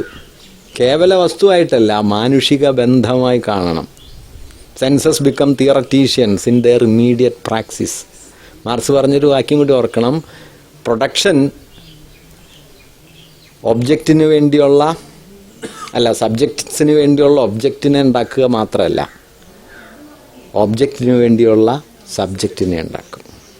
അതുകൊണ്ട് നമ്മുടെ സബ്ജക്റ്റിവിറ്റി എന്ന് പറയുന്നത് നമ്മൾ നിൽക്കുന്ന കാലത്തിൻ്റെ ഉള്ളിൽ, നമ്മൾ നിൽക്കുന്ന കാലം എന്നുള്ളത് നാമായി ഇടപെട്ടുണ്ടാക്കുന്ന കാലം. ഈ ഡയലക്റ്റിക്കൽ പ്രോസസ്സ് തിരിച്ചറിഞ്ഞാൽ മാത്രമാണ് മാർക്സിസ്റ്റ് അണ്ടർസ്റ്റാൻഡിങ് ആവുള്ളൂ എന്നാണ് എൻ്റെ ഒരു തോന്നൽ. ഇങ്ങനെ പറയാൻ ഇയാളാരാ എന്ന് ചോദിക്കാവുന്നതാണ് കേട്ടോ, അതിനുത്തരവൊന്നുമില്ല. അപ്പോൾ ഞാൻ പറഞ്ഞു വന്നു, അതുകൊണ്ട് മോഡേണിറ്റി എന്ന് പറയുന്നതിനെ ഒരു സിംഗുലാർ ഹോമോജനസ് എൻറ്റിറ്റി എന്ന നിലയിൽ കാണാതെ വളരെ മൾട്ടിപ്പിളായ, വളരെ വളരെ ഇൻറ്റേർണലി കോൺട്രഡിക്ടറി ആയ ഒരു ചരിത്ര സന്ദർഭമായിട്ട് കാണുകയും അതിനോട് ഡയലക്റ്റിക്കലായി എൻഗേജ് ചെയ്യാൻ ശ്രമിക്കുകയും വേണം എന്നാണ് ഞാൻ കരുതുന്നത്. ഇത് തിരിച്ച് അതുകൊണ്ട് ഇനി രണ്ടാമത്തെ ഒരു ചോദ്യമുള്ളത്, മാർക്സിസം മോഡേണിറ്റിയുടെ ഒരു രൂപമാണോ? അതാണല്ലോ പോസ്റ്റ് മോഡേണിസ്റ്റുകൾ നിരന്തരം വിമർശിച്ചുകൊണ്ടിരുന്നത്.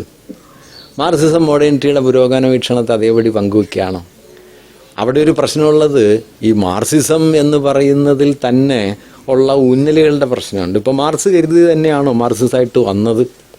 ഞാനിങ്ങനെയൊക്കെ പറയുമ്പോൾ ഇത് എന്താ പറയുക, ഒരു ദുർവ്യാഖ്യാനത്തിൻ്റെ തലത്തിൽ പോകാനുള്ള ഒരു സാധ്യതയുണ്ട്. കാരണം മാർക്സും എംഗൽസും ശത്രുക്കളായിരുന്നു എന്ന് വാദിക്കപ്പെടുന്നൊരു കാലമാണ്. മാർക്സ് ശുദ്ധ തത്വചിന്തകനും എംഗൽസ് ശാസ്ത്രവാദിയും, മാർക്സ് ചരിത്രബോധമുള്ള ആളും എംഗൽസ് ചരിത്രബോധം ഇല്ലാത്ത ആളും എന്നൊക്കെ വാദിക്കപ്പെടുന്നുണ്ട്. അതുകൊണ്ട് ഞാൻ ഇത്തരം വിശദീകരണങ്ങളിൽ കുറച്ചൊരു എന്താ പറയുക, ഞാൻ തന്നെ നിയന്ത്രണം ഏർപ്പെടുത്തണമെന്ന് കരുതാറുണ്ട്. എങ്കിലും ഞാൻ പറയുകയാണ്, ഇപ്പോൾ വർഗമൂല്യം എന്ന് പറയുന്നത് എന്താണ്? മരിക്കുന്നതിന് അവസാനത്തെ ഒരു 4-5 വർഷം മുമ്പ് മാർക്സ് അന്വേഷിച്ചുകൊണ്ടിരുന്നത് വടക്കേ അമേരിക്കയിലെ അതുപോലെ അയർലൻഡിലെ ഒക്കെ പ്രശ്നങ്ങളാണ്. വടക്കേ അമേരിക്കയിലെ പ്രശ്നങ്ങളെക്കുറിച്ച് എഴുതുമ്പോൾ മാർക്സ് പറയുന്നത്, അവിടെ അധ്വാനം വർണ്ണത്താൽ വലയം ചെയ്യപ്പെട്ടിരിക്കുന്നു. അധ്വാനം സ്വതന്ത്രമല്ല. അതുകൊണ്ട് അമേരിക്കയിലെ വർഗപ്രശ്നം എന്ന് പറയുന്നത് ബ്രിട്ടനിലെ വർഗപ്രശ്നമല്ല. ബ്രിട്ടനിൽ വർഗത്താൽ വലയം ചെയ്യപ്പെട്ട അധ്വാന മൂല്യമല്ല, മറിച്ച് വടക്കേ അമേരിക്കയിൽ വർണ്ണത്താൽ വലയം ചെയ്യപ്പെട്ടതാണ്. അതുകൊണ്ട് വർഗപ്രശ്നം അവിടെ വർണ്ണപ്രശ്നമാണ്. ഒറ്റ വര താഴോട്ട് വരച്ചാൽ ഇന്ത്യയിലെത്തും. വർഗപ്രശ്നം ജാതി പ്രശ്നമാണ്. ജാതിയാൽ വലയം ചെയ്യപ്പെടാത്തൊരു വർഗമില്ല. നിങ്ങൾ അംബേദ്കർ ജാതിയെ നിർവഹിച്ച് നോക്കിയാൽ, ഈ മാർക്സ് പറഞ്ഞത് വേറൊരു ഭാഷയിൽ പറയാണ്, വലയിതമായ വർഗമാണ് ജാതി. വലയിതമായ എൻസർക്കിൾഡ് ക്ലാസ്. വാസ്തവത്തിൽ അംബേദ്കറും മാർക്സും തമ്മിൽ ജീവിതം കൊണ്ട് ഒരുപാട് ചേർച്ചയുണ്ട് പല നിലയ്ക്ക്. അത് വേറെ കാര്യം. അപ്പം ഞാൻ പറഞ്ഞു വന്നത്, അതുകൊണ്ട് മോഡേണിറ്റിയുടെ പ്രൊജക്റ്റിനെ ഉയർത്തുകയാണോ മാർക്സ് ചെയ്തത്? മോഡേണിറ്റിയുടെ പ്രൊജക്റ്റിനെ, മോഡേണിറ്റിയുടെ പുരോഗതി ബോധത്തെ, മോഡേണിറ്റിയുടെ വികസന സങ്കല്പത്തെ അതേപടി ആവിഷ്കരിക്കുകയാണോ മാർക്സ് ചെയ്തത്? ഒട്ടുമല്ല എന്നാണ് എൻ്റെ 100% ബോധ്യം. അങ്ങനെയല്ല. മാർക്സിസം പൊളിറ്റിക്കൽ എക്കോണമിയുടെ മാത്രം ഒരു വിശകലന രീതിയാണെന്ന് ഞാൻ കരുതുന്നില്ല. പൊളിറ്റിക്കൽ എക്കോണമിയെ മാർക്സ് സുപ്രധാനമായിട്ട് കണ്ടു. പക്ഷേ പൊളിറ്റിക്കൽ എക്കോണമി എന്ന് പറയുന്നത് മനുഷ്യൻ്റെ ഇതര വ്യവഹാരങ്ങൾക്ക് പുറത്തുള്ളൊരു ഡൊമൈനായിട്ട് മാർക്സ് കണ്ടിട്ടില്ല. അതാണ്. അതുകൊണ്ടാണ് മാർക്സിസ്റ്റ് അണ്ടർസ്റ്റാൻഡിംഗ് എന്ന് പറയുന്നത് ബേസിക്കലി ഇൻ്റർ ഡിസിപ്ലിനറി ആണ്, അല്ലെങ്കിൽ നമ്മളുടെ ഡിസിപ്ലിനാരിറ്റിക്ക് എതിരെ പോകുന്നതാണ്. ഇൻ്റർ ഡിസിപ്ലിനറി എന്നുള്ള പുതിയ വാക്ക് ഉപയോഗിക്കണമെന്നൊക്കെ വേണമെങ്കിൽ നമുക്ക് മാറ്റിവെക്കാം. പക്ഷേ ഡിസിപ്ലിനറി അല്ല. കാരണം ഡിസിപ്ലിനറി അല്ലാത്ത യാഥാർത്ഥ്യത്തോടാണ് മാർക്സ് എൻഗേജ് ചെയ്യാൻ ശ്രമിച്ചത്. അപ്പോൾ ആധുനികതയുടെ ജ്ഞാനവ്യവസ്ഥയോടോ ആധുനികതയുടെ രാഷ്ട്രസങ്കല്പത്തോടോ ആധുനികതയുടെ പുരോഗതി ബോധത്തോടോ വികസന യുക്തിയോടോ ഒന്നുമല്ല മാർക്സ് ചേർന്ന് നിന്നിരുന്നത്. ഇപ്പോൾ മാർക്സിൻ്റെ ആരും ശ്രദ്ധിക്കാത്ത വാക്യങ്ങളിലൊന്നായിരുന്നു പ്രകൃതിയെക്കുറിച്ച് മാർക്സ് പറഞ്ഞത്, inorganic body of the human being. നോക്കൂ, പ്രകൃതിയും മനുഷ്യനും തമ്മിലുള്ള ബന്ധത്തിൽ പ്രകൃതി അപ്പുറത്തും മനുഷ്യൻ ഇപ്പുറത്തുമാണ്. അതിലേതിനെ ഊന്നണം എന്നായിരുന്നു നമ്മുടെ ഇപ്പോഴത്തെയും ചർച്ച. മാർക്സ് പറഞ്ഞത് അപ്പുറം ഇപ്പുറം അല്ല, രണ്ടും കൂടി ചേർന്ന ഒന്നാണ് എന്നാണ്. ഇത് മാർക്സിൻ്റെ ആലോചനകളിലുടനീളുണ്ട്. കാരണം ഇത് മൂർത്തമായൊരു സന്ദർഭത്തിൽ ഇത് രണ്ടും രണ്ടാവുക സാധ്യമല്ല. കണ്ടംപ്ലേറ്റീവ് നോളജിൽ മാത്രമാണ് പ്രകൃതി അപ്പുറത്തും നിങ്ങൾ ഇപ്പുറത്താവുക. മൂർത്ത സന്ദർഭത്തിൽ നിങ്ങൾ അപ്പുറത്തല്ല, അല്ല പ്രകൃതി അപ്പുറത്തും നിങ്ങൾ ഇപ്പുറത്തും അല്ല. അപ്പോൾ മാർക്സിസം മോഡേണിറ്റിയുടെ ചിന്താരീതിയോടോ മോഡേണിറ്റിയുടെ ലാർജർ പ്രൊജക്റ്റിനോടോ 1 to 1 പൊരുത്തപ്പെട്ടു പോകുന്നതല്ല. പക്ഷെ അതേസമയം ആധുനികതയ്ക്ക് എതിരാണോ? അങ്ങനെ ഞാൻ കരുതുന്നില്ല. ഇത് അവസരാതാണെന്ന് തോന്നും. ഒന്നെങ്കിൽ അപ്പുറം നിൽക്കണം, അല്ലെങ്കിൽ ഇപ്പുറം നിൽക്കണം. അല്ലാതെ അത് ബുഷ് പറഞ്ഞ പോലെ ഒന്നെങ്കിൽ ഞങ്ങളുടെ കൂടെ അല്ലെങ്കിൽ അവരുടെ കൂടെ, അങ്ങനെ അല്ലാണ്ട് നിൽക്കാൻ പറ്റുമെന്ന് നമുക്ക് നോക്കണമല്ലോ. മാർക്സ് അങ്ങനെയാണെന്നാണ് ഞാൻ കരുതുന്നത്. ആധുനികതയുടെ വിമർശന മൂല്യങ്ങൾ മാർക്സ് പങ്കുവച്ചിട്ടുണ്ട്. ആധുനികതയുടെ മൂല്യങ്ങളെ മാർക്സ് ഉയർത്തിപ്പിടിക്കുകയും ചെയ്തിട്ടുണ്ട്. ഏത് മൂല്യങ്ങൾ? സാർവദേശീയത, സാഹോദര്യം, സമത്വഭാവന. ഇതിനെ സാക്ഷാത്കരിക്കാനായിട്ട് പറ്റുന്ന പ്രയോഗരൂപങ്ങളെ ഞാൻ നേരത്തെ പറഞ്ഞതുപോലെ ഫ്രഞ്ച് ബുർഷാസി കൊണ്ടുവന്ന ഫ്രീഡം, ഇക്വാലിറ്റി, ലിബർട്ടി അല്ലാതെ ലിബർട്ടി ആൻഡ് പ്രോപ്പർട്ടി അല്ല. അതുകൊണ്ട് പറഞ്ഞ മുദ്രാവാക്യത്തിൽ നിന്ന്, പ്രവർത്തിച്ച മുദ്രാവാക്യത്തിൽ നിന്ന് പറഞ്ഞ മുദ്രാവാക്യത്തിലേക്ക് എത്തണമെങ്കിൽ ഒരുപാട് ദൂരം പോകാനുണ്ട്. ഈ ദൂരത്തെയാണ് മാർക്സ് അനലൈസ് ചെയ്യാൻ ശ്രമിച്ചുകൊണ്ടിരുന്നത്. അതുകൊണ്ട് ആധുനികതയുടെ മൂല്യങ്ങൾ ഒന്നുമേ പങ്കുവയ്ക്കാത്ത, ആധുനികതയ്ക്ക് അപ്പുറം നിൽക്കുന്ന ആധുനികതാ വിരുദ്ധനായ ഒരാളാണ് മാർക്സ് എന്നൊന്നും കരുതേണ്ട കാര്യമില്ല. മാർക്സ് ആധുനികതയോട് ചേർന്ന് നിൽക്കുന്നു. അതേസമയം ആധുനികതയുടെ പ്രയോഗസ്ഥാനങ്ങളിലുണ്ടായിരുന്ന ദേശരാഷ്ട്രത്തെ, പുരോഗതി സങ്കല്പത്തെ, കൊളോണിയലിസത്തെ ആദ്യഘട്ടത്തിൽ മാർക്സ് പിന്തുണച്ചു എന്ന് നമുക്കറിയാമല്ലോ. അത് എഴുതിയിട്ടുണ്ട്. അതൊന്നും ഒളിച്ചു വെക്കേണ്ട കാര്യമൊന്നുമില്ല കേട്ടോ. കൊളോണിയലിസം ചരിത്രത്തിൻ്റെ അബോധമായ ഉപകരണമായിട്ടാണ് ഇന്ത്യയിൽ പ്രവർത്തിച്ചതെന്ന് മാർക്സ് എഴുതിയിട്ടുണ്ട്. It is an unconscious tool of history. It will be accepted. കാരണം ജഡമായ ഇന്ത്യൻ ജീവിതത്തെ ചലിപ്പിച്ചത് കൊളോണിയലിസമാണ് എന്ന് മാർക്സ് 1853 എഴുതി.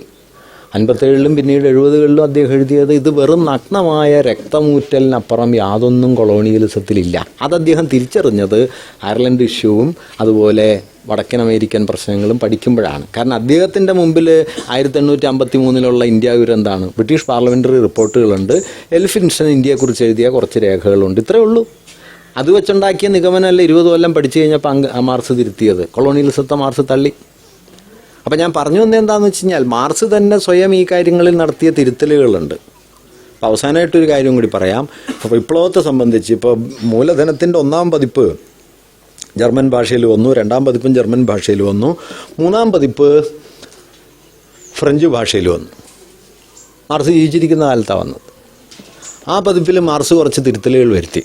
തിരുത്തൽ എന്തായിരുന്നു എന്ന് വെച്ച് കഴിഞ്ഞാൽ, ഈ റവല്യൂഷണറി പ്രോസസ്സ് എന്ന് പറയുന്നതിൻ്റെ ഉള്ളിൽ മുതലാളിത്തം എന്ന് വിളിക്കുന്ന ഘട്ടം അനിവാര്യമാകണമെന്നില്ല. അത് റഷ്യയിലെ ഈ കർഷക കമ്മ്യൂണുകളുണ്ടല്ലോ, ആ കമ്മ്യൂണുകൾക്ക് ചരിത്രത്തിൽ എന്ത് സംഭവിക്കുന്നുള്ള ചോദ്യം വേരാ സസൂലിച്ച് മാർക്സിനോട് ഉന്നയിക്കുന്നുണ്ട്. വേരാ സസൂലിച്ച് എന്ന് പറഞ്ഞിട്ട് അവിടുത്തെ വലിയൊരു കമ്മ്യൂൺ ലീഡറും പിന്നീട് പാർട്ടിയുടെ തന്നെ നേതാവായി മാറിയ സ്ത്രീയാണ്. അവർ ചോദിക്കുന്നുണ്ട് ഈ കമ്മ്യൂണുകൾക്ക് എന്ത് സംഭവിക്കും? മാർക്സ് പറഞ്ഞ 2 പോസിബിലിറ്റീസ് ഉണ്ട്. ഒന്നുകിൽ മുതലാളിത്തത്തിലേക്ക് കടക്കാതെ നിങ്ങൾക്ക് വിപ്ലവത്തിലേക്ക്, സോഷ്യലിസ്റ്റ് സമൂഹത്തിലേക്ക് മുന്നേറുന്നതിനുള്ള ഒരു ചവിട്ടുപടിയായിട്ട് ഇത് മാറും. അല്ലെങ്കിൽ മുതലാളിത്ത വളർച്ചയിൽ ഇത് തേഞ്ഞരഞ്ഞു പോകും. ഈ 2 സാധ്യതകളുണ്ട് എന്ന് പറയുകയും, പടിപടിയായിട്ടുള്ള മുതലാളിത്തത്തിലേക്ക് എത്തിച്ചേർന്നതിന് ശേഷമുള്ള വിപ്ലവം എന്ന മാർക്സിൻ്റെ ആദ്യഘട്ടത്തിലെ നിരീക്ഷണത്തെ മാർക്സ് ഈ 1880കളാവുമ്പോഴേക്കും തിരുത്തുകയും ചെയ്യുന്നുണ്ട്. തുടർന്ന് അദ്ദേഹം പറഞ്ഞൊരു കാര്യം, ഇനിയുള്ള മൂലധനത്തിൻ്റെ പതിപ്പുകളൊക്കെ ഈ പരിഷ്കരിച്ച ഫ്രഞ്ച് പതിപ്പിനെ മുൻനിർത്തി വേണം തയ്യാറാക്കാൻ എന്നാണ്. മാർക്സ് മരിച്ചതിന് ശേഷം ഇംഗ്ലീഷ് പതിപ്പ് വന്നു, ജർമ്മൻ പതിപ്പ് 3-ാം പതിപ്പ് വന്നു. എംഗൽസാണ് എഡിറ്റ് ചെയ്തത്. എംഗൽസ് പക്ഷേ ഫ്രഞ്ച് പതിപ്പ് മൈൻഡ് ചെയ്തില്ല. എംഗൽസ് അതിന് പറഞ്ഞ കാരണം നല്ല രസമുള്ളതാണ്. മാർക്സിൻ്റെ ചിന്തയെ ഉൾക്കൊള്ളാനുള്ള ശേഷിയൊന്നും ഫ്രഞ്ച് ഭാഷയ്ക്കില്ല, അതുകൊണ്ട് ഫ്രഞ്ച് പതിപ്പ് മൈൻഡ് ചെയ്യേണ്ട കാര്യമില്ല എന്ന് പറഞ്ഞ് ഫ്രാൻസുകാർ കേൾക്കണ്ട, അവർ എഴുതുന്ന ലോകത്തെ ഏറ്റവും മെച്ചപ്പെട്ട ഭാഷ ഫ്രഞ്ചാണെന്നാണ്. എംഗൽസ് പറഞ്ഞു ജർമ്മൻ ഭാഷയ്ക്കുള്ള ഫിലോസഫിക്കൽ പൊട്ടൻഷ്യലൊന്നും ഈ ഫ്രഞ്ച് ഭാഷയ്ക്കില്ല, അതുകൊണ്ട് ഫ്രഞ്ച് ഞാൻ മൈൻഡ് ചെയ്യുന്നില്ല എന്ന് പറഞ്ഞിട്ട് പഴയ പതിപ്പ് കൊണ്ടുവന്നു. ഞാൻ പറഞ്ഞു വന്നത്, മാർക്സ് നടത്തുന്ന തിരുത്തലുണ്ട്. പുരോഗതി എന്ന സങ്കല്പം, വിപ്ലവത്തിൻ്റെ പരിവർത്തന പ്രക്രിയ എന്ന് പറയുന്നത് വളരെ ഏകമുഖമായി നിലനിർത്തുകയല്ല മാർക്സ് ചെയ്യുക. ഞാൻ പറഞ്ഞ മാർക്സിൻ്റെ ഊന്നലുകളിൽ വരുന്ന മാറ്റം കൂടി ഉണ്ടെന്നാണ്.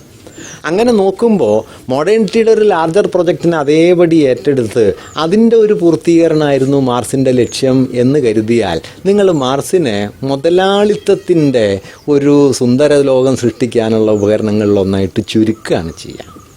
ഇപ്പോൾ വ്യക്തിയെ ആധുനികത എങ്ങനെയാണ് സൃഷ്ടിച്ചത്? സത്താവൽക്കരിക്കപ്പെട്ട വ്യക്തിയാണ്, ഇൻഡിവിജ്വൽ സബ്ജക്റ്റിവിറ്റിയിലേക്കാണ് കൊണ്ടുവന്നത്. മാർക്സ് വ്യക്തിയെ കണ്ടത് എങ്ങനെയാണ്? മാർക്സ് വ്യക്തിയെ കണ്ടത് സോഷ്യൽ റിലേഷനായിട്ടാണ്. എൻസംബിൾ ഓഫ് സോഷ്യൽ റിലേഷൻ എന്നുള്ള വ്യക്തിയെക്കുറിച്ചുള്ള മാർക്സിൻ്റെ പൊസിഷൻ മോഡേണിറ്റി ഏതെങ്കിലും ഘട്ടത്തിൽ അംഗീകരിക്കോ? നിശ്ചയമായിട്ടില്ലല്ലോ. അങ്ങനെ ഓരോന്ന് നേഷൻ സ്റ്റേറ്റിനെ കുറിച്ചുള്ള മോഡേണിറ്റിയുടെ പൊസിഷൻ മാർക്സ് അംഗീകരിക്കുന്നതാണ്, മാർക്സിസത്തിനകത്ത് നിൽക്കുന്ന കാര്യമാണ്, സാധ്യമല്ല. അങ്ങനെ നോക്കിയാൽ അല്ലെങ്കിൽ ഈ മനുഷ്യൻ്റെ അനുഭവത്തെക്കുറിച്ചുള്ള, ഇപ്പോൾ ഞാൻ ഈ നേരത്തെ പറഞ്ഞ വാക്യമുണ്ടല്ലോ, സെൻസസ് ബിക്കം തിയററ്റീഷ്യൻസ്, ഇന്ദ്രിയങ്ങൾ സൈദ്ധാന്തികരായിത്തീരും. സിദ്ധാന്തം അപ്പുറത്തും ഇന്ദ്രിയാനുഭവം ഇപ്പുറത്തൊന്നുമല്ല, ഇവ തമ്മിലുള്ള ഒരു സംവാദ സ്ഥലമുണ്ട്. ഇത് ആധുനികതയ്ക്ക് സ്വീകരിക്കാൻ പറ്റുന്ന കാര്യമല്ല. അങ്ങനെ നോക്കിയാൽ ആധുനികതയുടെ ഒരു ലോകവും ആധുനികതാ വിമർശനത്തിൻ്റെ സ്ഥാനവും കൂടിയായിട്ട് മാർക്സ് ചരിത്രത്തിൽ നിലകൊള്ളുന്നു, നിശ്ചയമായിട്ടും. ഈ ആ സ്ഥാനം എന്താണ്? ഒരു അബ്സല്യൂട്ട് പൊസിഷനാണോ? ഞാൻ പറയുന്നത് മാർക്സ് ഒരു എന്താ പറയുക, ഒരു ചിന്തകനല്ല, പഴയ അർത്ഥത്തിലുള്ളൊരു തത്വചിന്തകനല്ല. മാർക്സ് ചരിത്രത്തിൽ ഇടപെട്ടുകൊണ്ടിരിക്കുന്ന ചരിത്ര പ്രക്രിയയുടെ ഒരു സവിശേഷ സ്ഥാനമാണ് മാർക്സ്. നമ്മൾ എന്ത് ചെയ്യുന്നതെന്നറിയോ? നമ്മൾ ഹെഗലിനെ പോലെ ഒരാളെടുത്ത്, കാൻറ്റിനെ പോലെ ഒരാളെടുത്തിട്ട് ചിന്തയുടെ ചരിത്രത്തിൽ ഇയാളെ ഫിക്സ് ചെയ്യുക. മാർക്സ് ചിന്തയുടെ ചരിത്രത്തിൽ ഫിക്സ് ചെയ്യപ്പെട്ട ഒരാളല്ല, ചിന്തയുടെ ചരിത്രത്തിൽ വന്നൊരു സ്ഥാനമാണ്, പ്രവർത്തിച്ചുകൊണ്ടിരിക്കുന്ന ഒരു സ്ഥാനമാണ്, പ്രവർത്തിച്ചുകൊണ്ടിരിക്കണമെന്ന് സ്വയം കരുതിയ സ്ഥാനമാണ്. അതുകൊണ്ട് മാർക്സിനെ നിങ്ങൾക്ക് ആ സ്ഥാനത്ത് ശാശ്വതമായിട്ട് എന്നും ഉറപ്പിക്കേണ്ടതില്ല. മാർക്സ് താൻ കണ്ട ചരിത്ര സന്ദർഭത്തോടുള്ള എൻഗേജ്മെൻ്റാണ് മാർക്സിൻ്റെ അന്നത്തെ സിദ്ധാന്ത രൂപീകരണം. ഇപ്പോൾ ഏണസ്റ്റ് ബ്ലോക്കിന് എഴുതിയ കത്തിൽ എംഗൽസ് പറഞ്ഞൊരു കാര്യം, അടിത്തറ മേൽപ്പുര എന്നുള്ള ആശയം ഞങ്ങൾ അവതരിപ്പിച്ചത് സംസ്കാരം എന്നത് മനുഷ്യരുടെ ആശയമണ്ഡലങ്ങൾ മാത്രമാണെന്ന് വാദിക്കപ്പെട്ടിരുന്ന ഒരു കാലത്ത് അതിനെതിരെ ആശയങ്ങളുടെ ഒരു ഭൗതികതയെ ഉറപ്പിച്ചെടുക്കാൻ വേണ്ടിയിട്ടാണ്, ഊന്നി പറയാൻ വേണ്ടിയിട്ടാണ്. അതല്ലാതെ ആശയങ്ങൾക്ക് അതിൻ്റെതായ ജീവിതമില്ല എന്ന നിലയ്ക്കാണ് നിങ്ങൾ ഇതിനെ മനസ്സിലാക്കുന്നതെങ്കിൽ ഞങ്ങൾ കൊണ്ടുവന്ന ആശയത്തെ നിങ്ങൾ അസംബന്ധവും അർത്ഥശൂന്യവുമാക്കി മാറ്റുകയാണ്, അബ്സേർഡ് ആൻഡ് മീനിങ്ലെസ് എന്ന് തന്നെ എംഗൽസ് എഴുതിയിട്ടുണ്ട്. എംഗൽസ് ഇത് എഴുതിയത് 1892 മറ്റാണ്. 120 കൊല്ലം കഴിഞ്ഞിട്ട് ഈ അബ്സൈഡിറ്റിക്ക് ഒരു കുറവില്ലല്ലോ, ഒരു കുറവില്ല. ആശയങ്ങൾ എന്ന് പറയുന്നത് ഭൗതിക പ്രപഞ്ചത്തിൽ പ്രവർത്തിക്കാൻ കഴിയുന്ന ഭൗതിക രൂപങ്ങളാണ് എന്ന് മാർക്സ് 1841 എഴുതി. അങ്ങനെ മനസ്സിലാക്കണമെന്ന് എംഗൽസ് 1891 എഴുതി. നമ്മൾ പക്ഷേ ആശയങ്ങൾ ഈ ഭൗതിക പ്രക്രിയയിൽ നിന്നുണ്ടായി വരുന്ന റിഫ്ലക്ഷൻസ് ആണ് എന്ന് ഇപ്പോഴും വാദിച്ചുകൊണ്ടിരിക്കുന്നു. അപ്പം ഞാൻ പറഞ്ഞെന്താണെന്ന് വെച്ച് കഴിഞ്ഞാൽ, ഇങ്ങനെ മാർക്സ് എന്ന് പറയുന്നത് ചിന്തയിലെ ഒരു സുനിശ്ചിത സ്ഥാനമല്ല, ചരിത്രത്തിലെ ചിന്താപ്രക്രിയയിലെ ഒരു സന്ദർഭമാണ്. ആ സന്ദർഭത്തോടാണ് മാർക്സ് എൻഗേജ് ചെയ്തത്. അതുകൊണ്ട് മാർക്സിൻ്റെ അവിടുത്തെ ഒരു വാക്യമോ അവിടുത്തെ ഒരു പൊസിഷനോ അല്ല, ആ മാർക്സിസ്റ്റ് പ്രോസസ്സിനെയാണ് നിങ്ങൾ മുമ്പോട്ട് കൊണ്ടുപോകേണ്ടത്. അങ്ങനെ മുമ്പോട്ട് കൊണ്ടുപോയാൽ മാർക്സിസം ആധുനികതയുടെ ഒരു കേവല ന്യായീകരണമല്ല, ആധുനികതയോട് ഡയലക്റ്റിക്കലായി ഹിസ്റ്റോറിക്കലായി എൻഗേജ് ചെയ്യുകയാണ് മാർക്സ് ചെയ്തതെന്നാണ് ഞാൻ കരുതുന്നത്. ആ എൻഗേജ്മെൻറ്റിൻ്റെ തുടർച്ച ഇന്ന് ഏതളവിൽ സാധ്യമാവും? അവിടെയാണ് പോസ്റ്റ് മോഡേണിസ്റ്റുകളുടെ പ്രശ്നം. പോസ്റ്റ് മോഡേണിസ്റ്റുകളുടെ പ്രശ്നം എന്താണെന്നറിയോ? പോസ്റ്റ് മോഡേണിസ്റ്റുകൾ ആധുനികതയുടെ വലിയ വിമർശകന്മാരായിട്ട് വരുന്നു, പക്ഷെ ആധുനികതയുടെ കാതലിനെ അവർ സ്പർശിക്കില്ല. ആധുനികതയുടെ കാതൽ എന്നതെന്താണ്? അത് മുതലാളിത്ത ചൂഷണമാണ്. മുതലാളിത്തപരമായി എന്താ പറയുക, ഉൽപാദനത്തിൻ്റെ ആസൂത്രണം വഴി മൂലധന കേന്ദ്രീകരണം നടത്തി ആ മൂലധന കേന്ദ്രീകരണം വഴി സമൂഹത്തെ വിഭജിതമാക്കിക്കൊണ്ട് മുമ്പുണ്ടായിരുന്നതിനേക്കാൾ എത്രയോ തീവ്രമായി പരസ്പരം വിഭജിച്ചുകൊണ്ടാണ് ആധുനിക ലോകം, മുതലാളിത്ത ലോകം നിലനിന്നത്. ഈ മുതലാളിത്തത്തെ സ്പർശിക്കാതെ നിങ്ങൾക്ക് ആധുനികതാ വിമർശനം എന്ന് പറയുന്നതിനെ കൊണ്ടു കിടക്കാൻ പറ്റില്ല. അതുകൊണ്ട് ഇപ്പം ദെറിദയെക്കുറിച്ച് ടെറി ഹിൽട്ടൺ കൗതുകത്തിൽ പറഞ്ഞൊരു കമൻ്റ് ഉണ്ട്, നിങ്ങൾ എന്ത് ചെയ്യുന്നു, നിങ്ങൾ ഈ ലോകത്തെ നിങ്ങൾക്ക് ഡീകൺസ്ട്രക്ട് ചെയ്യാൻ പറ്റില്ല എന്ന് ഉറപ്പുള്ളതുകൊണ്ട് നിങ്ങൾ പാഠത്തെ ഡീകൺസ്ട്രക്ട് ചെയ്ത് സന്തോഷമായിട്ടിരിക്കുന്നു. ലോകത്തെ ഒന്നും ചെയ്യാൻ പറ്റില്ല, അതുകൊണ്ട് പാഠത്തിലെങ്കിലും എന്ന നിലക്ക് അങ്ങനെ അപനിർമ്മാണം പാഠപദ്ധതിയായി, അപനിർമ്മാണം ജീവിത പ്രയോഗമായില്ല. പണ്ട് വിവേകാനന്ദൻ ഈ നാരായണൂർ പറഞ്ഞിട്ടുണ്ട്, ഈ അദ്വൈതം എന്ന് പറഞ്ഞാൽ രണ്ടില്ല എന്ന് പറഞ്ഞാൽ പിന്നെ ആദ്യത്തെ പ്രശ്നം എന്താ? ജാതിയാ. രണ്ടില്ല എന്ന് കരുതി ആദ്യത്തെ പ്രശ്നം ജാതിയാണല്ലോ. മനുഷ്യർ 2000 തരമായിട്ട് തരംതിരിച്ചിട്ടിട്ട് നിങ്ങൾ അദ്വൈതം എന്ന് പറഞ്ഞിട്ട് എന്താ കാര്യം? അസംബന്ധമല്ലേ? ഞാൻ പറഞ്ഞ ഇത്രയേ ഉള്ളൂ കാര്യം, അത്ര ചെറുതാണ്. പക്ഷെ ചെറിയ കാര്യം നമുക്ക് മനസ്സിലാവില്ല.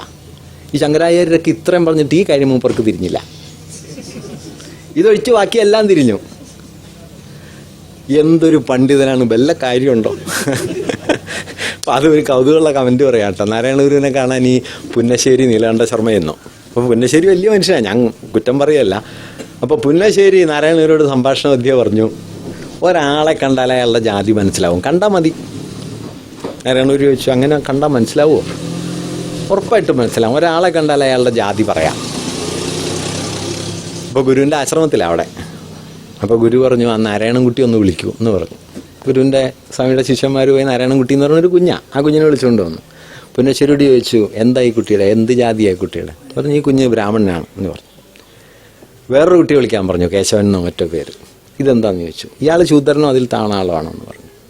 ശരി എന്ന് ഗുരുവും പറഞ്ഞു. ഒന്നും പറയാനൊന്നും പോയിട്ടില്ല. പുന്നശ്ശേരി മടങ്ങിപ്പോയി. വാസ്തവത്തിൽ സംഗതി തിരിച്ചായിരുന്നു. പുന്നശ്ശേരി ബ്രാഹ്മണൻ എന്ന് പറഞ്ഞ ആൾ ജാതിയിൽ വളരെ താണാളും പുന്നശ്ശേരി ശൂദ്രൻ എന്ന് പറഞ്ഞ ആൾ നമ്പൂരിയായിരുന്നു. രൂപം കൊണ്ട്. നാരായണൂർ പറഞ്ഞൊരു വാക്യം, പുന്നശ്ശേരി ഈ പുസ്തകം വെച്ച ഷെൽഫ് പോലെയാണെന്ന്. ഷെൽഫിൽ എന്തോ ഒരു അറിവാണ്, പക്ഷെ ഷെൽഫിനെ തൊടൂല്ലല്ലോ. ഷെൽഫിൽ ഭയങ്കര അറിവല്ലേ, ഷെൽഫിനെ തൊട്ടിട്ടില്ല. ഇത്രയേ ഉള്ളൂ. ഇത് ഭയങ്കര, നമ്മുടെ പുതിയ ഈ പോസ്റ്റ് മോഡേണിസ്റ്റുകളുടെ പ്രശ്നം എന്താണെന്നറിയോ? അത് അവരെ തൊട്ടിട്ടില്ല. ആധുനികത ലോകത്ത് ചെയ്തത് എന്താണ്? ആധുനികത ലോകത്ത് ഒന്നാമതായി ചെയ്തത് കൊളോണിയലിസം, ആധുനികത ലോകത്ത് ഒന്നാമതായി ചെയ്തത് മുതലാളിത്തം, സമൂഹത്തിൻ്റെ വിഭജനം. അതുവരെ മനുഷ്യചരിത്രത്തിലില്ലാത്ത അത്രയും ആഴത്തിൽ മനുഷ്യനെ വിഭജിച്ചുകൊണ്ട് ആധുനികത നിലവിൽ വന്നു. അതിനെക്കുറിച്ച് ഒരക്ഷരം പറയാതെ നിങ്ങൾ ഐഡൻറ്റിറ്റിയുടെ ഒരു മഹാപ്രശ്നമാണ്, എപ്പിസ്റ്റമിക് വയലൻസ് ആണ്. ഒറിജിനൽ വയലൻസ് അപ്പുറത്തുണ്ട്, അത് നമ്മുടെ പഞ്ചായത്തിൽ വരില്ല. ഒറിജിനൽ വയലൻസ് ഉണ്ട്, നമ്മുടെ പഞ്ചായത്തിലാകെ എപ്പിസ്റ്റമിക് വയലൻസ് മാത്രമേ ഉള്ളൂ. എന്തൊരു തട്ടിപ്പാണ്! ഈ എഡ്വേർഡ് സയ്യിദിന് പോലും സഹിക്കാൻ പറ്റിയിട്ടില്ല കേട്ടോ. എഡ്വേർഡ് സയ്യിദ് ഈ ഫുക്കുയാമ ഹിസ്റ്ററി, എൻഡ് ഓഫ് ഹിസ്റ്ററി എന്നൊക്കെ പറഞ്ഞ് എഴുതിയില്ല. അന്ന് അയാൾ പറയുന്നുണ്ട്, ഇതുപോലെ അർത്ഥശൂന്യവും നിരർത്ഥകവും അസംബന്ധപൂർണവുമായ ഒരാശയം നമ്മുടെ കാലത്ത് വേറെ ഉണ്ടായിട്ടുണ്ടോ എന്ന് സയ്യിദ് നേരിട്ട് എഴുതിയിട്ടുണ്ട്. ചരിത്രം അവസാനിക്കുന്നു എന്ന് പറഞ്ഞതിനെതിരെ. സയ്യിദ് ആധുനികനൊന്നുമല്ല, സയ്യിദ് ആധുനികതയുടെ വിമർശകനാണ്. പക്ഷേ സയ്യിദിൻ്റെ ഗുണം എന്തായിരുന്നു വെച്ചാൽ അയാൾ ഒരിക്കലും പൊളിറ്റിക്സ് വിട്ടില്ല. അയാൾ നിന്ന സ്ഥലത്ത് മൂർത്തമായ രാഷ്ട്രീയ പ്രശ്നം അയാൾ ഒരിക്കലും കൈവിട്ടില്ല. അതുകൊണ്ട് ടാങ്കിൻ്റെ മുമ്പിൽ നിന്ന് കല്ലെറിയുന്ന ഒരു കുഞ്ഞായിട്ട് അയാൾ അവസാനം വരെ നിന്നു. അത് പൊളിറ്റിക്സ് ഉള്ളതുകൊണ്ടാണ്. ആ പൊളിറ്റിക്സിൽ നിൽക്കുമ്പോഴാണ് നിങ്ങൾക്ക് പോസ്റ്റ് മോഡേണിസത്തെ തിരിച്ചറിയാൻ പറ്റുള്ളൂ. Post modernism as it is, ഞാനിപ്പോൾ ഈ പോസ്റ്റ് മോഡേണിസം എന്ന് പറയുമ്പോഴും മോഡേണിസത്തെക്കുറിച്ച് പറഞ്ഞതുപോലെ തന്നെയാണ് പറയുന്നത്. അത് ഏകാത്മകമായൊരു സമ്പർക്കമല്ല, അത് അത്യന്തം ലീലാപരമായ തട്ടിപ്പുകളാണ് ഒരു ഭാഗത്ത്, വളരെ സൂക്ഷ്മമായ രാഷ്ട്രീയ വിശകലനങ്ങളാണ് മറ്റൊരു ഭാഗത്ത്, അഗാധമായ താത്വിക വിശകലനങ്ങളാണ് ഇനിയും ഒരു ഭാഗത്ത്. ഇതിലേതിനോടൊക്കെ നിങ്ങൾക്ക് എൻഗേജ് ചെയ്യാം. ആദ്യത്തെ കേസ് വിടണം, അത് വേറെ പണിയൊന്നുമില്ലാത്ത ആളുകൾക്കുള്ളതാണ്. ഏത് ഈ ലീല എന്ന് പറഞ്ഞിട്ട് ഉണ്ടാകുന്നത്. 2-3 പൊസിഷനുകൾ പ്രധാനപ്പെട്ടതാണ്, അതിൽ നമ്മൾ എൻഗേജ് ചെയ്യേണ്ടത്. ഇപ്പോൾ പോസ്റ്റ് കൊളോണിയൽ ഇഷ്യൂ, പോസ്റ്റ് കൊളോണിയലിസ്റ്റുകൾ ധാരാളം പ്രശ്നങ്ങൾ കോളനി വാഴ്ചയ്ക്കെതിരെ ഉന്നയിക്കുന്നുണ്ട്. ഇപ്പോൾ സെയ്ദിനെതിരെ ഐജാസ് ഉന്നയിച്ച വിമർശനം പ്രധാനമാണ് എന്നതുകൊണ്ട് സയ്യിദ് ഇല്ലാണ്ടാവുമൊന്നുമില്ല. ഇപ്പോൾ ഇപ്പം നമ്മൾ പാലിക്കേണ്ട ഒരു കാര്യമുണ്ട് കേട്ടോ. ഇപ്പോൾ സെയ്ദിനെ വിമർശിച്ചുകൊണ്ട് ഐജാസ് എഴുതുന്ന ലേഖനം നിങ്ങൾ വായിച്ചു നോക്കിയാൽ ഐജാസ് പറയുന്നത് സെയ്ദിനെ പോലെ ഒരാൾക്കെതിരെ ഈ ലേഖനം എഴുതാൻ എനിക്ക് അത്യന്ത ഖേദമുണ്ട്. കാരണം അത്രയും വലിയ പോരാളിയാണ് സാമ്രാജ്യത്വത്തിനെതിരെ. എങ്കിലും ഞാൻ ചില വിയോജിപ്പുകൾ രേഖപ്പെടുത്തുകയാണെന്ന് പറഞ്ഞിട്ടാണ്. ആ ബഹുമാനം നിലനിർത്താൻ നമ്മൾ പരിശീലിക്കേണ്ടതുണ്ട്. പലപ്പോഴും നമ്മുടെ സംവാദങ്ങളിലുള്ളൊരു കുഴപ്പം, നമ്മൾ അവസാനത്തെ വാക്കാണെന്ന് നമുക്ക് ഏതാണ്ട് നല്ല ബോധ്യമായതുകൊണ്ട് നമ്മൾ ആ നിലക്കാണ് സംസാരിക്കുക. എനിക്ക് പലപ്പോഴും അങ്ങനെ തോന്നാറുണ്ട്. അത് വേറൊരു കാര്യം. അങ്ങനെയല്ല, സെയ്ദിനെ വിമർശിച്ചുകൊണ്ടാണ്. അതിൽ ഐജാസ് ഉന്നയിച്ച പൊസിഷൻ എന്താണ്? സെയ്ദ് പൗരസ്ത്യം പാശ്ചാത്യം എന്ന നിർമ്മിതികളെ വിമർശിക്കുന്നു. അത് പാശ്ചാത്യ നിർമ്മിതിയാണ് എന്ന് പറയുന്നു. പക്ഷേ ഹോമറുടെ കാലം മുതൽ, എസ്കിലസിൻ്റെ കാലം മുതൽ, ഡാൻഡെയുടെ കാലത്തിലൂടെ, വെർജിൽ വഴി, ഷേക്സ്പിയർ വഴി, മാർസ് വഴി, കിപ്ലിംഗ് വരെ എത്തിയ ഒരു പാശ്ചാത്യ പൗരസ്ത്യ വിഭജനത്തെ അവതരിപ്പിക്കുക വഴി വാസ്തവത്തിൽ പാശ്ചാത്യ പൗരസ്ത്യം എന്ന ദ്വന്ദ്വത്തെ സത്താവൽക്കരിക്കുകയാണ് ചെയ്തത്. കിഴക്കിനെ സത്താവൽക്കരിച്ചു, പടിഞ്ഞാറ് എന്ന് വിമർശനം ഉന്നയിച്ച സെയ്ദ് രീതിശാസ്ത്രപരമായി ഈ സത്താവൽക്കരണത്തെ മറ്റൊരു രൂപത്തിൽ ആവർത്തിക്കുകയാണ് ചെയ്യുന്നത്. 1. 2, കിഴക്കിനുമേലുള്ള പടിഞ്ഞാറിൻ്റെ കയ്യേറ്റത്തിൻ്റെ മൂർത്ത സന്ദർഭത്തെ അദ്ദേഹം തൻ്റെ വ്യവഹാരത്തിൽ നിന്ന് പുറത്താക്കി. ഏതാണത്? കൊളോണിയലിസം. കിഴക്കിനെ പടിഞ്ഞാറ് ചൂഷണം ചെയ്തു. നോക്കൂ, 23% വേൾഡ് മാർക്കറ്റിൽ ഷെയർ ഉണ്ടായിരുന്ന ഇന്ത്യയെ ബ്രിട്ടൻ ചൂഷണം ചെയ്തിട്ടൊന്നുമില്ല ആ ഘട്ടത്തിൽ. അന്ന് ബ്രിട്ടൻ്റെ ഷെയർ എത്രയാണെന്നറിയോ? 16%. ബ്രിട്ടൻ്റെ അന്നത്തെ വേൾഡ് മാർക്കറ്റിലെ ഷെയർ 16ആണ്, ഇന്ത്യയുടെ ഷെയർ 23ആണ്. ആ ഘട്ടത്തിൽ നിന്ന് ബ്രിട്ടൻ്റെ ഷെയർ 40%, ഇന്ത്യയുടെ ഷെയർ 3% മാറിയ ഹിസ്റ്റോറിക്കൽ പ്രോസസ്സിൻ്റെ പേരാണ് കൊളോണിയലിസം. സെയ്ദിന് കൊളോണിയലിസം അല്ല പ്രശ്നം, സെയ്ദിന് ഓറിയൻ്റലിസമാണ് പ്രശ്നം. അതുകൊണ്ട് ഓറിയൻ്റലിസം ഒരു സെൻട്രൽ കാറ്റഗറി ആയപ്പോൾ നിങ്ങൾ മിസ് ചെയ്തത് കൊളോണിയലിസം. ഇതെന്തുകൊണ്ടാണ് ഐജാസിന് പറയാൻ പറ്റുന്നതെന്ന് ചോദിച്ചാൽ, ഐജാസ് കിഴക്കും പടിഞ്ഞാറും എന്ന ദ്വന്ദ്വത്തെ ശാശ്വതവൽക്കരിക്കുകയല്ല, ചരിത്രത്തിനകത്ത് വെച്ച് നോക്കുകയാണ്. ഈ ചരിത്രത്തിനകത്ത് വെച്ച് നോക്കുന്നതിനെയാണ് ഞാൻ നേരത്തെ concrete analysis of concrete situations എന്ന് പറഞ്ഞത്. അപ്പോൾ സെയ്ദ് ഉന്നയിച്ച വിമർശനത്തിൽ ചില പ്രശ്നങ്ങളുണ്ട് എന്നതുകൊണ്ട് സെയ്ദ് കൊണ്ടുവന്ന വ്യവഹാര മാതൃക അപ്പാടെ തെറ്റാണോ? അങ്ങനെ കരുതിക്കൂടാ. പൗരസ്ത്യവാദമെന്ന് പറയുന്നത് വാസ്തവത്തിൽ നമ്മൾ ശ്രദ്ധിക്കാത്തത് കൊണ്ട് അല്ലെങ്കിൽ വേണ്ടത്ര തിയറൈസ് ചെയ്യപ്പെടാത്തത് കൊണ്ടാണ് ഈ സെയ്ദ് ഇതെല്ലാം പറയുന്നതിന് വളരെ മുമ്പ് തന്നെ, സെയ്ദിൻ്റെ ഈ പുസ്തകം വരുന്നതിന് വളരെ മുമ്പ് തന്നെ ഈ പ്രോബ്ലത്തെ, ഈ ഒരു പരിപ്രേക്ഷ്യത്തെ, ചിത്രകലയെ മുൻനിർത്തി വളരെ മൂർത്തമായി വിശദീകരിക്കാൻ ഇന്ത്യയിലെ ഒരു ബ്രിട്ടീഷ് ചിത്രകലാ ചരിത്രകാരന് കഴിഞ്ഞിട്ടുണ്ട്. ഞാൻ അയാളുടെ പുസ്തകത്തിൻ്റെ പേര് മച്ച് മലൈൻഡ് മോൺസ്റ്റേഴ്സ് എന്ന് പറയുന്ന, എങ്ങനെയാണ് കൊളോണിയൽ ആധുനികതയുടെ കമ്പനി ഭരണകാലത്ത് ഇന്ത്യയിലെ രൂപങ്ങളെ ബ്രിട്ടീഷ് ചിത്രകാരന്മാർ ആവിഷ്കരിച്ചത്, ഇതിലൂടെ എങ്ങനെയാണ് ഇന്ത്യ അപരവൽക്കരിക്കപ്പെട്ടത് എന്ന വളരെ ഗംഭീരമായ പഠനമാണ്. അത് സെയ്ദിൻ്റെ ഈ ഓറിയൻ്റലിസ്റ്റ് തിയറിയുടെ ചിത്രകലാ മേഖലയിലെ വളരെ മൂർത്തമായ പ്രയോഗമാണ്. പക്ഷെ അദ്ദേഹം തിയറൈസ് ചെയ്തിട്ടില്ല, സെയ്ദ് അതിനെ തിയറൈസ് ചെയ്തു. Much maligned monsters. ഇപ്പോൾ ആ പുസ്തകം വന്നിട്ട് 50 കൊല്ലം കഴിഞ്ഞു. 50-ാം വർഷത്തെ പുതിയ പതിപ്പിൻ്റെ ആമുഖത്തിൽ മറ്റേ ആൾ പറഞ്ഞിട്ടുണ്ട്, സെയ്ദ് വളരെ പിന്നീട് പറഞ്ഞൊരു കാര്യം, ഞാൻ 15 കൊല്ലം മുമ്പ് ഇത് ആവിഷ്കരിച്ചതാണ്, നിർഭാഗ്യവശാൽ എനിക്കത് തിയറൈസ് ചെയ്യാൻ കഴിഞ്ഞില്ല. സെയ്ദ് അതിനെ തിയറൈസ് ചെയ്തു.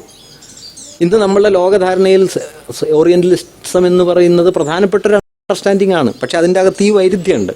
ഇപ്പം ഞാൻ പറയുന്നത് ഓറിയൻ്റലിസം എന്നുള്ളതിനെ നിങ്ങൾ എന്ത് ചെയ്യണം? ഒറ്റയടിക്ക് തള്ളണം. സെയ്ദിൻ്റെ ഈ പോരായ്മയുടെ പേരിൽ തള്ളേണ്ട കാര്യമില്ല. സെയ്ദിൻ്റെ ഈ പോരായ്മയെ വകവെച്ചുകൊണ്ട് തന്നെ ഓറിയൻ്റലിസ്റ്റ് ഡിസ്കോഴ്സ് എന്ന് പറയുന്ന ഒരു ആശയപ്രരൂപത്തെ നാം കഴിയുന്ന പോലെ ഉപയോഗിക്കേണ്ടതാണ്. കാരണം ആധുനിക ലോകത്തെ, അതിൻ്റെ ലോകധാരണകളെ രൂപപ്പെടുത്തുന്നതിൽ ഇത് വലിയ പങ്ക് വഹിച്ചിട്ടുണ്ട്. ഇപ്പം ഇന്ത്യ ആത്മീയതയുടെ നാടാണ് എന്നത് ഇന്ത്യയിൽ 100-ൽ 95 പേരുടെയും തെറ്റിദ്ധാരണയാണ്. അതുണ്ടാക്കിയെടുത്തത് പൗരസ്ത്യവാദികളാണ്. അതുകൊണ്ട് ഇത് പ്രവർത്തിക്കാത്ത ആശയമൊന്നുമല്ല, നമ്മളൊക്കെ ചുവന്നുകൊണ്ട് നടക്കുന്ന ആശയത്തിൻ്റെ പേരാണിത്. അപ്പോൾ ഞാൻ പറഞ്ഞു വന്ന പോയിൻ്റ് എന്താ വെച്ചാൽ, അതുകൊണ്ട് പോസ്റ്റ് മോഡേൺ എന്ന് പറയുന്നതിനെ ഏകാത്മകമായൊരു സംവർഗമായി കാണേണ്ടതില്ല. അത് ആധുനികതാ വിമർശനത്തിൻ്റെ സൂക്ഷ്മസ്ഥാനങ്ങളെ കൊണ്ടുവന്നിട്ടുണ്ട്. പിന്നെ ജെയിംസനെ പോലെ ഒരാൾ കൃത്യമായിട്ടും പോസ്റ്റ് മോഡേൺ എന്ന് പറയുന്നത് എന്താണ്, അത് നിങ്ങളുടെ ഇഷ്ടാനിഷ്ടങ്ങളോ നിങ്ങളുടെ താല്പര്യമില്ലായ്മയോ അല്ല, അത് പിൽക്കാല മുതലാളിത്തമാണ്. അതൊരു ഭൗതിക സന്ദർഭമാണ് എന്ന് കരുതിയാൽ, ലേറ്റ് ക്യാപിറ്റലിസം എന്ന് ഏണസ്റ്റ് മാൻഡൽ പറഞ്ഞതാണ്, പോസ്റ്റ് മോഡേൺ എന്നുള്ളതിൻ്റെ തിയററ്റിക്കൽ ലോജിക്കിൻ്റെ അടിസ്ഥാനമെങ്കിൽ പിന്നെ നമ്മൾ അതുണ്ടോ ഇല്ലയെന്ന് തർക്കിച്ചിട്ട് വല്ല കാര്യമുണ്ടോ? ആ സിറ്റുവേഷൻ ആണെങ്കിൽ, അല്ല സിറ്റുവേഷൻ അല്ല, അതൊരു തിയറി ആയിട്ടാണ് നിൽക്കുന്നതെങ്കിൽ എന്താ കുഴപ്പമെന്നറിയും? ഇപ്പോൾ പോസ്റ്റ് മോഡേൺ എന്ന് പറയുന്നത് പോസ്റ്റ് മോഡേൺ ആർട്ടിനെ കുറിച്ച് പറയും, പോസ്റ്റ് സ്ട്രക്ചറലിസ്റ്റ് തിയറിയെക്കുറിച്ച് പറയും, അല്ലെങ്കിൽ പോസ്റ്റ് മോഡേണിസം എന്ന് നാം സാധാരണയായി മനസ്സിലാക്കുന്ന ഈ പറയുന്ന എന്താ പറയുക മാധ്യമ ചർച്ചകളെ കേന്ദ്രീകരിച്ച് പറയും. ഇതിലേതാണ് നിങ്ങൾ അർത്ഥമാക്കുന്നത്? ഡീസെൻറ്ററിങ് ഓഫ് ദ സബ്ജക്റ്റ് എന്ന നിലയ്ക്ക് ഈ സബ്ജക്റ്റിവിറ്റിയെക്കുറിച്ചുള്ള പോസ്റ്റ് സ്ട്രക്ചറലിസ്റ്റ് നോഷനെ നിങ്ങൾക്ക് പോസ്റ്റ് മോഡേൺ എന്ന് വിളിക്കാം. ഡീസെൻറ്ററിങ് ഓഫ് ദ സബ്ജക്റ്റ് എന്ന് പറയുന്നത് പോസ്റ്റ് സ്ട്രക്ചറലിസ്റ്റുകൾക്ക് മുമ്പ് മാർക്സ് പറഞ്ഞല്ലോ. കേന്ദ്രമായ മാനവസത്ത ഇല്ലെന്നും മാനവസത്ത സാമൂഹ്യ ബന്ധങ്ങളായി ചെതറി നിൽക്കുന്ന ഒന്നാണെന്നും മാനവ സാമൂഹിക ബന്ധങ്ങളുടെ ഒരു സംഗ്രഹസ്ഥാനായിട്ടാണ് വ്യക്തി നിലവിൽ വരുന്നതെന്നും മാർക്സ് പറഞ്ഞല്ലോ. ആധുനികതയുടെ വ്യക്തിസത്താ സങ്കല്പത്തിൻ്റെ വിമർശനമല്ലേ മാർക്സിസം, മാർക്സിൻ്റെ വ്യക്തിസങ്കല്പം? അപ്പം അങ്ങനെ വരുമ്പോൾ ഡയലോഗിൽ ഏർപ്പെടാവുന്ന ചില സ്ഥാനങ്ങളുണ്ട്, ഡയലോഗിൽ ഏർപ്പെട്ടുകൂടാത്ത ചില സ്ഥാനങ്ങളും ഉണ്ട്. നമുക്ക് വേണ്ടത് നമ്മുടെ ഹിസ്റ്റോറിക്കൽ സിറ്റുവേഷനോടുള്ള എന്താ പറയുക ഉത്തരവാദിത്തമാണ്, മൂർത്ത പ്രയോഗങ്ങളോടുള്ള ഉത്തരവാദിത്തമാണ്. അങ്ങനെ വന്നാൽ പോസ്റ്റ് മോഡേണിസം ഉണ്ടോ ഇല്ലയോ, അതിനോട് തുടരണോ വേണ്ടയോ എന്നുള്ള തരത്തിൽ നിന്ന് നമ്മളിതിൻ്റെ പ്രയോഗസ്ഥാനത്തേക്ക് എത്തും. ഇപ്പോൾ ഉദാഹരണം പറഞ്ഞാൽ പ്രഭാത് പട്നായിക് അടുത്തിടക്ക് പറയണ്ടായി ഐഡൻറ്റി പൊളിറ്റിക്സിനെ എങ്ങനെ കാണണം. പ്രഭാത് പറഞ്ഞു ഐഡൻറ്റി പൊളിറ്റിക്സ് എന്നുള്ളത് ഒന്നല്ല. ഇപ്പോൾ ആദിവാസികളോ ദളിതുകളോ തങ്ങളുടെ അവകാശങ്ങൾക്ക് വേണ്ടി, സ്ത്രീകൾ തങ്ങളുടെ അവകാശങ്ങൾക്ക് വേണ്ടി നടത്തുന്ന സമരം അതിൻ്റെ തിയററ്റിക്കൽ പൊസിഷനോട് വിയോജിപ്പുണ്ടെങ്കിലും നിങ്ങൾ യോജിക്കണം, കാരണം അത് ജനാധിപത്യത്തിന് വേണ്ടിയുള്ള സമരമാണ്. രണ്ടാമത് ഐഡൻറ്റി പൊളിറ്റിക്സ് എന്താണ്? വിലപേശൽ സമരങ്ങളാണ്. ഇപ്പോൾ SNDP ഒക്കെ ചെയ്യുന്നത് പോലെയുള്ള എന്താ പറയുക ശ്രമങ്ങളാണ്. അതിനോട് നിങ്ങൾ വിയോജിക്കണം, ഐക്യപ്പെടാൻ പറ്റില്ല. മൂന്നാമത്തേത് മതസ്വത്വവാദമാണ്. മതസ്വത്വവാദത്തോട് സംശയരഹിതമായും ഏറ്റുമുട്ടണം. കാരണം മതസ്വത്വവാദത്തിൻ്റെ അടുത്ത ചോടാണ് ഫാസിസം. അതുകൊണ്ട് മതസ്വത്വവാദത്തിൻ്റെ രൂപത്തിൽ വരുന്ന ഒരു ധാരണയോടും നമുക്ക് ഐക്യപ്പെടാൻ പറ്റില്ല. സാമുദായിക അവകാശങ്ങൾക്ക് വേണ്ടിയുള്ള വാദങ്ങളോട് ഡയലോഗിൽ ഏർപ്പെടണം. ദളിതരുടെയും ആദിവാസികളുടെയും പ്രതിരോധപരമായി ഉയർന്നു വരുന്ന സ്വത്വ രാഷ്ട്രീയത്തോട് ഐക്യപ്പെടണം. തിയററ്റിക്കൽ വിയോജിപ്പ് നിലനിർത്തിക്കൊണ്ട്. തിയററ്റിക്കലി എല്ലാം സെറ്റിൽ ചെയ്തിട്ട് സമരം ചെയ്യാനിരുന്നാലുണ്ടല്ലോ, ചെയ്യേണ്ടി വരില്ല. അത് പണ്ട് ഈ മറ്റേ ആളെ പാർട്ടിയിലെടുക്കാമെന്ന് ലെനിനോട് ചോദിച്ചല്ലോ, പുരോഹിതനെ. അപ്പം ലെനിൻ പറഞ്ഞെന്താ വെച്ചാൽ മൂപ്പര് പാർട്ടി പരിപാടി അംഗീകരിച്ചെടുക്കാം, ദൈവം ഉണ്ടില്ല എന്നുള്ളത് മൂപ്പരുടെ പ്രശ്നമാണ്. ദൈവം ഉണ്ടില്ല എന്നുള്ളത് മൂപ്പര് ആലോചിച്ചോട്ടെ, പാർട്ടി പ്രോഗ്രാം അനുസരിക്കുക. അടുത്ത ആഴ്ച സമരത്തിന് വരുമോ? സമരത്തിന് വരുമെങ്കിൽ പാർട്ടി ചേർക്കണം. ദൈവം പുള്ളിയുടെ പ്രശ്നം. ലെനിൻ വളരെ പ്രായോഗിക ബോധമുള്ള ഒരാളായിരുന്നു. ലെനിനോട് മാക്സിം ഗോർക്കി ഒരിക്കൽ ചർച്ചയ്ക്ക് വിളിക്കുന്നുണ്ട്. സഖാവ് വന്ന് ഞങ്ങൾക്കിടയിൽ ചില സൈദ്ധാന്തിക തർക്കങ്ങളുണ്ട്, അത് പരിഹരിക്കണം എഴുത്തുകാർക്കിടയിൽ. അപ്പോൾ ലെനിൻ ഗോർക്കിക്ക് മറുപടി എഴുതിയത്, ഞാൻ വരാം, എനിക്ക് എഴുത്തുകാരെ കാണാനൊക്കെ വലിയ ഇഷ്ടമാണ്, ബുദ്ധിജീവികളോട് സംസാരിക്കാൻ എനിക്കിഷ്ടമാണ്, പക്ഷേ സൈദ്ധാന്തിക ചർച്ചയ്ക്കൊന്നും ഞാനില്ല എന്നുമാണ്. അപ്പോൾ ഗോർക്കി പിന്നെ കണ്ടപ്പോൾ ചോദിച്ചാൽ എന്താ സൈദ്ധാന്തിക ചർച്ചയ്ക്കില്ല എന്ന് പറഞ്ഞു. അപ്പോൾ ലെനിൻ പറഞ്ഞു, സൈദ്ധാന്തിക ചർച്ച നടത്തി നമ്മുടെ കൂടെയുള്ള ആളുകളെ അപ്പുറത്താക്കി കൊടുക്കാൻ ഞാൻ ആഗ്രഹിക്കുന്നില്ല എന്നാണ്. ഇതാണ് നിങ്ങൾ ഈ സിദ്ധാന്തം പറഞ്ഞു ഉള്ള ആളെ അപ്പുറത്താക്കരുത്. ദൈവം ഉണ്ടല്ലേ എന്നുള്ളത് അവിടെ വെച്ച് തീരുമാനിക്കാം. സ്വർഗത്തിൽ ചെന്നിട്ട് നമുക്ക് വേറെ ജോലിയൊന്നും ഇല്ലല്ലോ എന്തായാലും. അപ്പോൾ സെറ്റിൽ ചെയ്യാം. തൽക്കാലം ഇവിടെ നമുക്ക് ഈ കാര്യം റേഷൻ വില കൂടിയതിൻ്റെ കാര്യം അത് ചർച്ച ചെയ്യാം, അത് സമരം ചെയ്യാം, അവിടെ നിന്നാൽ മതി. അതുകൊണ്ട് മാർക്സിസം ഒരു കണ്ടംപ്ലേറ്റീവ് തിയറി അല്ല. മാർക്സിസത്തെ സൈദ്ധാന്തിക ശുദ്ധമാക്കാനുള്ള എല്ലാ ശ്രമങ്ങളോടും നാം വിയോജിക്കണം. മാർക്സിസം പ്രയോഗസ്ഥാനങ്ങൾ തന്നെയാണ്. നിർഭാഗ്യവശാൽ ഇതങ്ങനെയല്ല എന്ന് മാർക്സിസ്റ്റ് സൈദ്ധാന്തികർ പറഞ്ഞ് അങ്ങനെ ഒരു വല്ലാത്ത സംവാദ മണ്ഡലം രൂപപ്പെട്ടു. ഞാൻ നേരത്തെ പറഞ്ഞില്ലേ, പുന്നശ്ശേരിയെക്കുറിച്ച് ഞാൻ പറഞ്ഞത് പുന്നശ്ശേരിക്ക് മാത്രമല്ല കേട്ടോ, നമ്മുടെ ഒരുപാട് തിയററ്റിക്കൽ നോളജിൻ്റെ പ്രശ്നമാണ്. ഞാൻ നേരത്തെ സാന്ദർഭികമായിട്ട് പറഞ്ഞെങ്കിൽ ഈ അനുഭവ മൂല്യം എന്നൊരു കാര്യം ഞാൻ പറഞ്ഞല്ലോ. ഞാൻ പറയണത് പട്ടിണി കണ്ടിട്ട് അത് നിങ്ങളെ സ്പർശിക്കുന്നില്ലെങ്കിൽ പിന്നെ നിങ്ങളെന്ത് മാർക്സിസം പറയാനാണ്? ആ മാർക്സിസത്തിലൊന്നും ഒരു കഥയുണ്ടെന്ന് എനിക്ക് തോന്നിയിട്ടില്ല. അത് നിങ്ങളിങ്ങനെ പറഞ്ഞുകൊണ്ട് നടക്കും. നിങ്ങളിത് വേദനിപ്പിക്കണം. ആ വേദന എന്ന് പറയുന്നത് വളരെ പ്രധാനപ്പെട്ട കാര്യമാണ്. മാർക്സ് പറഞ്ഞൊരു വാചകം എന്താണെന്നറിയോ? ഈ എൻ്റെ ചുറ്റുമുള്ള മനുഷ്യരുടെ പട്ടിണി കണ്ടില്ല എന്ന് വെച്ചിരുന്നെങ്കിൽ ഞാൻ ഓക്സ്ഫോർഡ് സർവകലാശാലയിലെ പ്രൊഫസറായേനെന്നാണ്. ഞാനൊക്കെ എങ്ങനെയാണ് പ്രൊഫസറായെന്ന് നിങ്ങൾ മനസ്സിലാക്കണം. അതാ ഈ പട്ടിണി കണ്ടതുകൊണ്ടാണ് ഞാൻ പറയണത്. നമ്മൾ ഈ കമ്പാഷൻ എന്ന് പറയുന്ന സഹഭാവം എന്ന് പറയുന്നതിന് ഒരു ബൂർഷ്വാ മൂല്യമാണെന്നൊന്നും പറഞ്ഞ് നമ്മൾ സൈദ്ധാന്തികമായി പുച്ഛിക്കരുത്. വലിയ പ്രയാസമുള്ള കാര്യമായത്. വലിയ പ്രയാസമുണ്ട്. ഞാൻ എപ്പോഴും വളരെ കരുതലോടെ കരുതുന്ന ഒരു കാര്യമുണ്ട്. ഈ നാരായണഗുരുവിനെ കുറിച്ച് ആശാൻ എഴുതിയ പുസ്തകത്തിൽ ഗുരു ആദ്യത്തെ പ്രതിഷ്ഠ നടത്താനായിട്ട് നെയ്യാറിൽ മുങ്ങി നിവർന്ന് കല്ലെടുത്തിട്ട് ഇങ്ങനെ നിൽക്കുകയാണ്. ആശാൻ എഴുതിയേക്കണത് 3 മണിക്കൂർ ഗുരു അങ്ങനെ നിന്നു. ആ സമയം മുഴുവൻ ഗുരുവിൻ്റെ കണ്ണ് നിറഞ്ഞൊഴുകുകയായിരുന്നു എന്നാണ്. ഗുരു കരഞ്ഞുകൊണ്ടേയിരുന്നു. ആർക്ക് വേണ്ടിയിട്ടായിരിക്കും? അത് ചെറിയൊരു ചോദ്യമൊന്നുമല്ല കേട്ടോ. ആർക്ക് വേണ്ടിയായി കരഞ്ഞത്? ബർട്രാൻഡ് റസൽ ഏറ്റവും നല്ല മനുഷ്യനെക്കുറിച്ച് പറയുമ്പോൾ ആ മനുഷ്യൻ്റെ മാനദണ്ഡം പറയണത് എന്താണെന്നറിയോ? Unbearable pity towards the sufferings of the human kind. മനുഷ്യവംശത്തിൻ്റെ യാതനകളോടുള്ള സഹിക്കാനാവാത്ത സങ്കടമാണ്. ആ സങ്കടം വളരെ പ്രധാനപ്പെട്ട കാര്യമാണ്. നമ്മുടെ രാഷ്ട്രീയ ബോധ്യങ്ങളിൽ നിന്ന് ഈ അംശം വളരെ കുറഞ്ഞിരിക്കുന്നു. ഇതെന്തോ പോരായ്മയാണെന്ന് കരുതാൻ തുടങ്ങിയിരിക്കുന്നു. നിങ്ങൾ വേണ്ടത്ര ഒരു ബുദ്ധിജീവി ആവില്ലേ എന്നൊരു സംശയം. ഇത്തിരി സങ്കടം വന്നാലേ നമ്മളുടെ തിയറിക്ക് എന്തെങ്കിലും കുറവ് വരുമോ എന്ന് തോന്നുകയാണ്. അവിടെ എന്ത് സംഭവിക്കുന്നറിയോ? തിയറി ഫെറ്റിഷൈസ് ചെയ്യപ്പെടുക. ഫെറ്റിഷൈസ് ചെയ്യപ്പെട്ട തിയറിയാണ്. അത് നിങ്ങളുടെ ജീവിതത്തിൽ തൊടുന്നില്ല. അങ്ങനെ ഫെമിനിസം നിങ്ങൾ ഏതുപോലെ പഠിക്കും? സ്റ്റൈലിസ്റ്റിക്സ് പോലെ പഠിക്കും. സ്റ്റൈലിസ്റ്റിക്സ് പഠിക്കാൻ നിങ്ങൾക്ക് പൊളിറ്റിക്കൽ പൊസിഷൻ ഒന്നും വേണ്ട. അതൊരു സാങ്കേതിക കാര്യമാണ്. ഫെമിനിസം പഠിക്കാൻ നിങ്ങൾക്ക് പൊളിറ്റിക്കൽ പൊസിഷൻ വേണം. രണ്ടും ഒന്നായിത്തീരുന്ന സ്ഥലത്ത് ഫെമിനിസം മരിച്ചുപോയി. ഇങ്ങനെ മരിച്ചു പോകുന്ന ഒരു നോളജിൻ്റെ തലത്തിൽ വെച്ചാണ് നമ്മൾ ഈ പറയുന്ന വലിയ ഒരു അതുകൊണ്ടാണ് ഈ പ്രഭാത് പറഞ്ഞത് ഐഡന്റിറ്റി പൊളിറ്റിക്സ്. അതിൻ്റെ പൊളിറ്റിക്സിൻ്റെ തിയററ്റിക്കൽ പൊസിഷനിൽ ഒരു പോസ്റ്റ് മോഡേണിസ്റ്റ് നോഷനാണ്. മോഡേണിറ്റിയുടെ നോഷനല്ല. മോഡേണിറ്റി പൊതുവെ മനുഷ്യനെ പറഞ്ഞുള്ളൂ. ദളിതൻ, സ്ത്രീ, ജാതി, ആദിവാസി ഒന്നും മോഡേണിറ്റി അംഗീകരിച്ചിട്ടില്ല. അതുകൊണ്ട് മോഡേണിറ്റിയുടെ ഒരു ക്രിട്ടീക്ക് സ്വീകരിക്കാതെ നിങ്ങൾക്ക് അതിനകത്ത് നിൽക്കാൻ പറ്റില്ല. മോഡേണിറ്റി ആണെങ്കിൽ മനുഷ്യനൊന്നേ ഉള്ളൂ. മോഡേണിറ്റി ആണെങ്കിൽ ദളിത് സാഹിത്യമില്ല. മോഡേണിറ്റി ആണെങ്കിൽ സ്ത്രീവാദ സാഹിത്യം ഉണ്ടാവില്ല. ഫെമിനിസ്റ്റ് ലിറ്ററേച്ചർ ഉണ്ടാവില്ലല്ലോ. പത്മനാഭൻ പറഞ്ഞ പോലെ സാഹിത്യം ഒന്നല്ലേ ഉള്ളൂ. അത് ഞാൻ എഴുതണത്, അല്ലാതെ എം ടി വാസൻ നേരെ എഴുതണതാണോ കഥ? ഞാൻ എഴുതണത് എന്നാണല്ലോ. അവിടെ നിന്ന് ഇതിപ്പോൾ തുടങ്ങിയ സൂക്കേടല്ലല്ലോ. ബഷീർ എഴുതിയ കാലത്ത് ഇത് തന്നെ പറഞ്ഞു, ഇതാണോ സാഹിത്യം? ഇപ്പം ഈ ദളിതന്മാരോട് ചോദിക്കണ ഈ ചോദ്യം ഉണ്ടല്ലോ, ഇപ്പോഴത്തെ തമ്പുരാക്കന്മാർ, അത് 60-70 കൊല്ലം മുമ്പ് ബഷീറിനോടും ചോദിച്ചിരുന്നു. ഇതാണോ സാഹിത്യം? സുന്നത്ത് കല്യാണം സാഹിത്യത്തിൽ എഴുതാൻ കൊള്ളാവുന്ന വിഷയമാണ്. അന്ന് പക്ഷേ എം പി പോൾ ഉണ്ടായിരുന്നു. എം പി പോൾ പറഞ്ഞു, ഈ മാർക്ക കല്യാണം സാഹിത്യത്തിൽ എഴുതാമെങ്കിൽ, കെട്ട് കല്യാണം സാഹിത്യത്തിലാകാമെങ്കിൽ സുന്നത്ത് കല്യാണം ആവാം. കെട്ട് കല്യാണം എന്ന് പറഞ്ഞാൽ ഈ ബാല്യകാല വിവാഹം. അന്ന് എം പി പോളിനെ പോലെ ഒരു വലിയ ആളുണ്ടായിരുന്നു. ഞാൻ പറഞ്ഞു വന്ന പോയിന്റ് എന്താ വെച്ചാൽ, അതുകൊണ്ട് ദളിത് സാഹിത്യം, ദളിത് പൊളിറ്റിക്സ്, ഫെമിനിസ്റ്റ് പൊളിറ്റിക്സ്, ഇതിലൊക്കെ ആധുനിക മനുഷ്യസങ്കല്പത്തിൻ്റെ വിമർശനമുണ്ട്.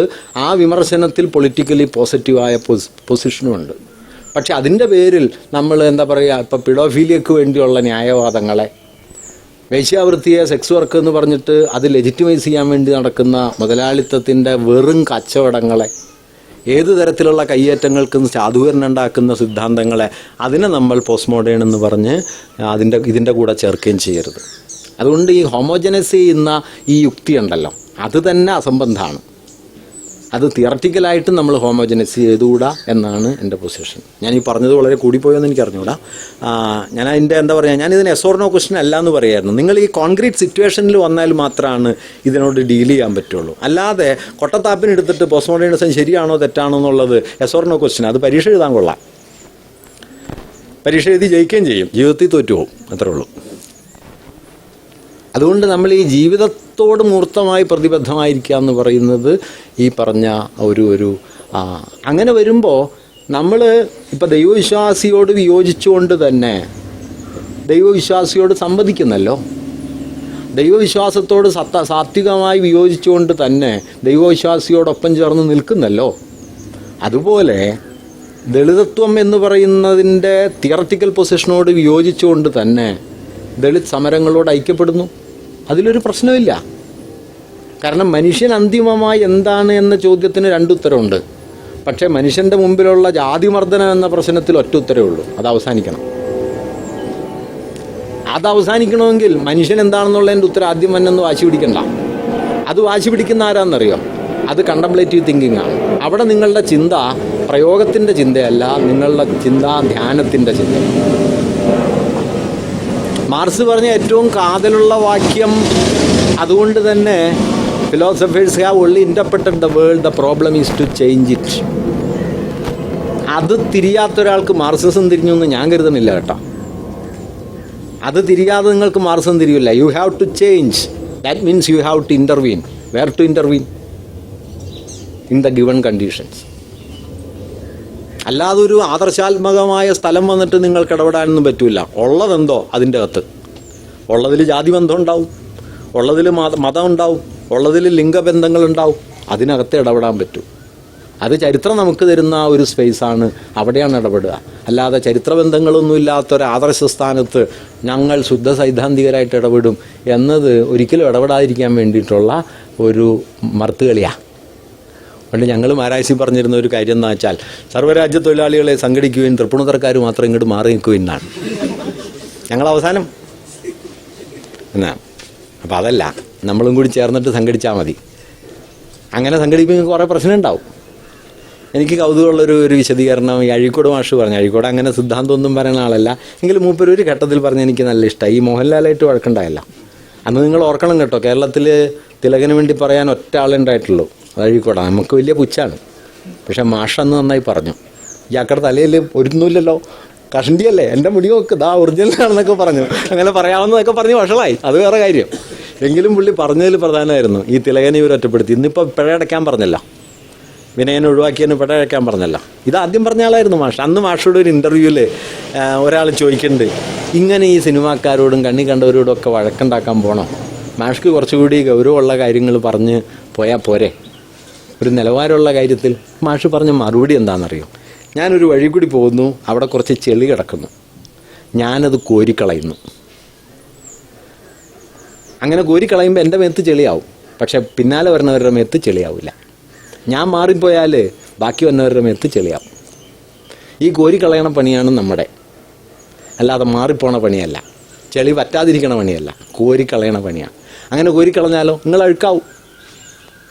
അങ്ങനെ അഴുക്കാവാതെ തിയററ്റിക്കലി കൃത്യമായിട്ട് നിങ്ങൾക്ക് ഇടപെടാൻ പറ്റുമോ? പറ്റില്ല കേട്ടോ. ജീവിതം തിയററ്റിക്കലി കോൺക്രീറ്റ് അല്ല ഭദ്രമല്ല. ജീവിതം വളരെ കുഴഞ്ഞ കേസാണ്. മരപ്പാവുകളിൽ, കാരൂരിൻ്റെ മരപ്പാവുകളിൽ എന്യൂമറേറ്റർ ഒന്ന് ചോദിക്കും, ഭർത്താവുണ്ടോ? ഭർത്താവുണ്ട്. ഭർത്താവ് എവിടെ? ഭർത്താവില്ല. അതെന്താ അങ്ങനെ? അതൊരു കുഴഞ്ഞ കേസാണ് എന്നാണ്. ഈ കുഴഞ്ഞ കേസാണ് ജീവിതം. അപ്പോൾ അതിനകത്ത് ഇടപെടുമ്പോൾ നിങ്ങൾ പൊളിറ്റിക്കലാവുക എന്നുള്ളതാണ് പോസ്റ്റ് മോഡേണിസത്തോടുള്ള എൻഗേജ്മെൻറ്റിൻ്റെ ശരിയായ അർത്ഥം. പൊളിറ്റിക്കലായാൽ നിങ്ങൾക്ക് എവിടെയാണ് ഇടപെടേണ്ടതെന്ന്. എനിക്കിപ്പോൾ ഈ പോസ്റ്റ് മോഡേൺ പ്രശ്നങ്ങളോട് അങ്ങനെ ഒരു കൺഫ്യൂഷനും എന്നെ സംബന്ധിച്ച് വ്യക്തിഗതമായി ഇല്ല. അതിലേതാണ് സ്വീകരിക്കേണ്ടതെന്നും ഏതാണ് കൈയൊഴിയേണ്ടതെന്നും സംശയരഹിതമായിട്ടും. പിന്നെ നമ്മൾ ഇടപെട്ട് വരുമ്പോൾ ആത്യന്തികമായിട്ടൊരു മാർക്സിസ്റ്റ് പൊസിഷൻ എന്താണ്? ഒരു തിയറിയുടെ ശരിതെറ്റ് തീരുമാനിക്കുന്നത് നിങ്ങൾ ചർച്ച ചെയ്തിട്ടല്ല, നിങ്ങൾ പ്രവർത്തിച്ചിട്ടാണ്. ഗ്രാംഷി പറയുന്നുണ്ട്, സൈദ്ധാന്തിക പ്രശ്നങ്ങൾ നിങ്ങൾ ചർച്ച ചെയ്ത് പരിഹരിക്കാം എന്ന് കരുതുന്നത് അബദ്ധമാണ്. സൈദ്ധാന്തിക പ്രശ്നങ്ങൾ ചർച്ച ചെയ്ത് തീർക്കാൻ പറ്റില്ല. കാരണം സിദ്ധാന്തത്തിലൊരു പ്രശ്നം ഉണ്ടെങ്കിൽ ആ പ്രശ്നത്തിൻ്റെ പുറകിൽ മൂർത്തമായ പൊളിറ്റിക്കൽ ഹിസ്റ്റോറിക്കൽ സിറ്റുവേഷൻ ഉണ്ടാവും. അതാണ് തിയറിയിലെ കോൺഫ്ലിക്റ്റായി വരുന്നത്. അതുകൊണ്ട് തിയററ്റിക്കൽ കോൺഫ്ലിക്റ്റ് സെറ്റിൽ ചെയ്യപ്പെടുന്നത് തിയറിയുടെ ഉള്ളിലല്ല. തിയററ്റിക്കൽ കോൺഫ്ലിക്റ്റ് മാർക്സിസ്റ്റുകൾക്കെങ്കിലും സെറ്റിൽ ചെയ്യപ്പെടുന്നത് പ്രയുക്ത സ്ഥാനങ്ങളിലാണ്. പ്രയോഗിച്ച് നോക്ക്, തെറ്റിയാൽ വിടാമല്ലോ. അങ്ങനെയാണല്ലോ നമ്മൾ ഇതുവരെ ജീവിച്ചത്. നമ്മളെപ്പോലെ തെറ്റ് തിരുത്തി ആരെങ്കിലും ഉണ്ടോ ലോകത്ത്? നമ്മുടെ പാർട്ടി എന്നൊക്കെ പറഞ്ഞാൽ തെറ്റ് തിരുത്തിക്കൊണ്ടേയിരിക്കുന്നു. ഇന്നാൾ ആരോ പറഞ്ഞു 20 കൊല്ലം കഴിഞ്ഞിട്ട് തെറ്റ് തിരുത്താൻ വേണ്ടി ഇപ്പോഴേ സത്യം വരുത്തുന്ന ആരെങ്കിലും ഉണ്ടോ എന്ന്. അത്ര തെറ്റ് തിരുത്താം. അതൊരു കുറവൊന്നുമല്ല കേട്ടോ. അത് പരിഹാസമായിട്ടൊന്നും എടുക്കണ്ട. നിങ്ങളെ തന്നെ എന്താ പറയുക, ആത്മവിചാരണ ചെയ്യുക, തിരുത്തിക്കൊണ്ടിരിക്കുക. പിന്നെ വരുത്തിയ തെറ്റ് വീണ്ടും തിരുത്തരുത്, അല്ല തിരുത്തിയ തെറ്റ് വീണ്ടും വരുത്തരുത്. ഇപ്പം അങ്ങനെ ഒരു പ്രശ്നമുണ്ട്. KP അപ്പം പറയും, ഒരേ കല്ലിൽ പിന്നെയും തട്ടി വീഴുന്ന കുട്ടികൾക്ക്. അങ്ങനെ ആയിക്കൂടാ. അപ്പോൾ ഇതാണ് ഞാൻ നിങ്ങളിൽ ഉന്നയിച്ച ചോദ്യത്തോടുള്ള പ്രധാനപ്പെട്ട ഒരു വിശദീകരണം. പോസ്റ്റ് മോഡേണിസം എന്നതിനോടുള്ള ഏകദേശം വ്യക്തമാണെന്ന് കരുതുന്നു. ഇതൊരൊറ്റ വാക്കിലുള്ള ഉത്തരമല്ല കേട്ടോ. ഒറ്റ വാക്കിലൊന്നും ഇതിന് ഉത്തരവില്ല.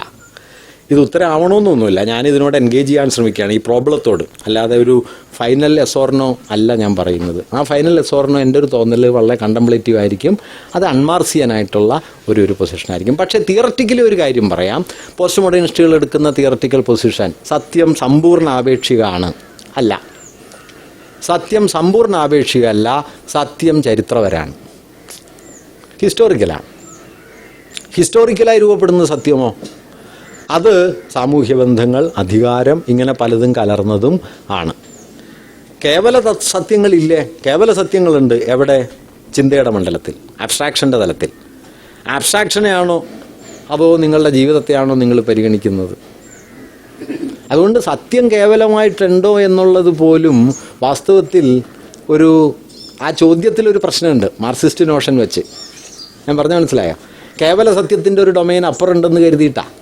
കേവല സത്യത്തിൻ്റെ ഡൊമൈൻ ധ്യാനാത്മകമായിട്ടേ ഉള്ളൂ. ധ്യാനാത്മകതയിലുള്ള ചോദ്യം അത്. അതിന് പ്രാക്ടീസിൻ്റെ ഡൊമൈനിൽ ഉത്തരവില്ല. അപ്പോൾ അതായത് കാറ്റഗറിക്കൽ മിസ്റ്റേക്ക് എന്നൊക്കെ പറയുമല്ലോ, അവിടെ ചോദിക്കേണ്ട ചോദ്യം ഇവിടെ ഒന്ന് ചോദിക്കുക, അവിടെ വാലിഡായ ചോദ്യം ഇവിടെ ചെന്ന് ചോദിക്കുക. അവിടെ വാലിഡായിരിക്കും, പക്ഷെ ഇവിടെ വാലിഡ് അല്ല. കാരണം നമ്മുടെ മെത്തഡോളജി അതല്ല, നമ്മൾ ഈ ലോകത്തെ കാണുന്ന രീതി അതല്ല. ഇപ്പോൾ പണ്ട് ഞങ്ങൾ ക്ലാസ്സിൽ ചോദിക്കുമായിരുന്നു, MP എഴുതിയ ചോദ്യമാണെന്നാണ് എൻ്റെ ഓർമ്മ, കാരമുള്ളിൻ്റെ കൂർപ്പാണോ ചെമ്പരത്തിപ്പൂവിൻ്റെ ചുമപ്പാണോ ഏതാണ് കൂടുതൽ? അതെ അത് നല്ല ചോദ്യമാണ്. ഞാൻ പിന്നീട് പറയാറുണ്ട്, ഈ നീഷെ സത്യത്തെക്കുറിച്ച് പറഞ്ഞൊരു വാക്യമുണ്ട്, നുണകളാണെന്ന് തിരിച്ചറിയപ്പെടാതെ പോയ നുണകളാണ് സത്യങ്ങൾ. നീഷയുടെ പിന്നെ ഒരു പോസ്റ്റ്മോർട്ടം പൊസിഷനാണ്.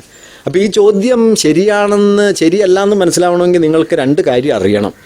കാരമുള്ള എന്താണെന്നറിയണം, ചെമ്പരത്തിപ്പൂ എന്താണെന്നറിയണം, മുള്ളിൻ്റെ കൂർപ്പും പൂവിൻ്റെ ചുമപ്പും എന്താണെന്ന് അറിയാമെങ്കിൽ മാത്രമാണ് ഈ ചോദ്യം അസംബന്ധമാണെന്ന് മനസ്സിലാവുള്ളൂ. അല്ലെങ്കിൽ ഭയങ്കര ഗംഭീരം ചോദ്യമായിരിക്കും.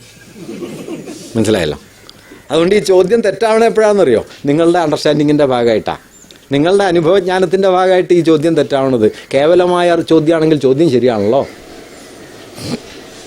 ഈ പണിയാണ് നമ്മുടെ ഗോപാലകൃഷ്ണൻ ചെയ്തുകൊണ്ടിരിക്കുന്നത്.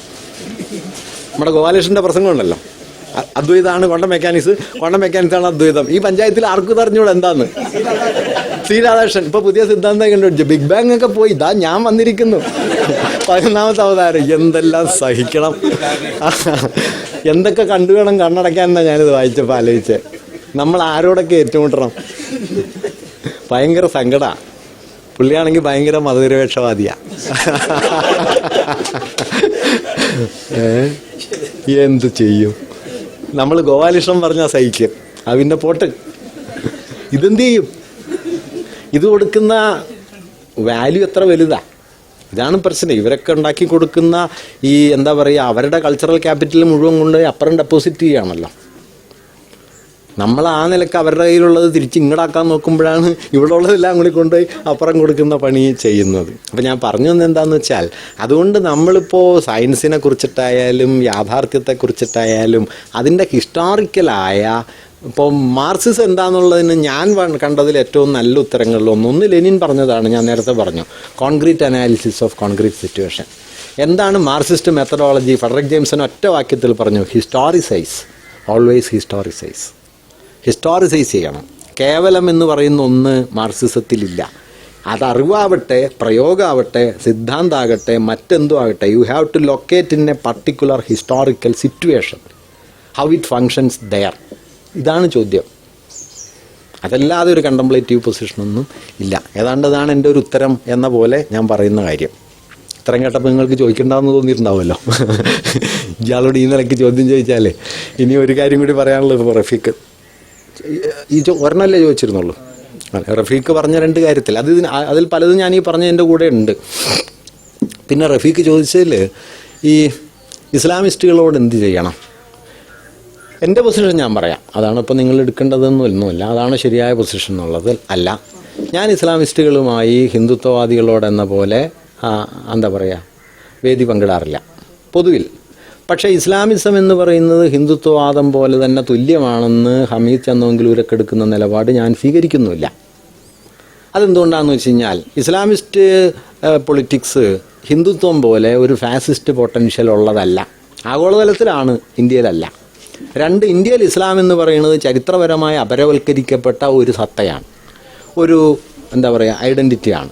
അതുകൊണ്ട് ഇസ്ലാമിൻ്റെ ഐഡൻറ്റിറ്റി ചരിത്രപരമായി അപരവൽക്കരിക്കപ്പെട്ടതാണ് എന്നുള്ളത് കൊണ്ട് ഈ അപരവൽക്കരിക്കപ്പെട്ട മനുഷ്യർക്ക് തങ്ങളുടെ ഐഡൻറ്റിറ്റിയോട് തോന്നുന്ന എന്താ പറയുക ചേർച്ച, തങ്ങളുടെ വ്രണിതത്വം, ആ വ്രണിതത്വത്തിന് ചരിത്രപരമായി ഉള്ളടക്കൊണ്ട് അത് മാനിക്കാൻ നമുക്ക് ബാധ്യതയുണ്ട്. അത് അവരുടെ തകരാറല്ല, അത് നമ്മുടെ തകരാറാണ്. ആസ് എ സൊസൈറ്റി നമ്മുടെ തകരാറാണ്. ഇന്ത്യൻ ഇസ്ലാം അപരവൽക്കരിക്കപ്പെട്ടതാണ് ആധുനികതയുടെ ഘട്ടത്തിൽ.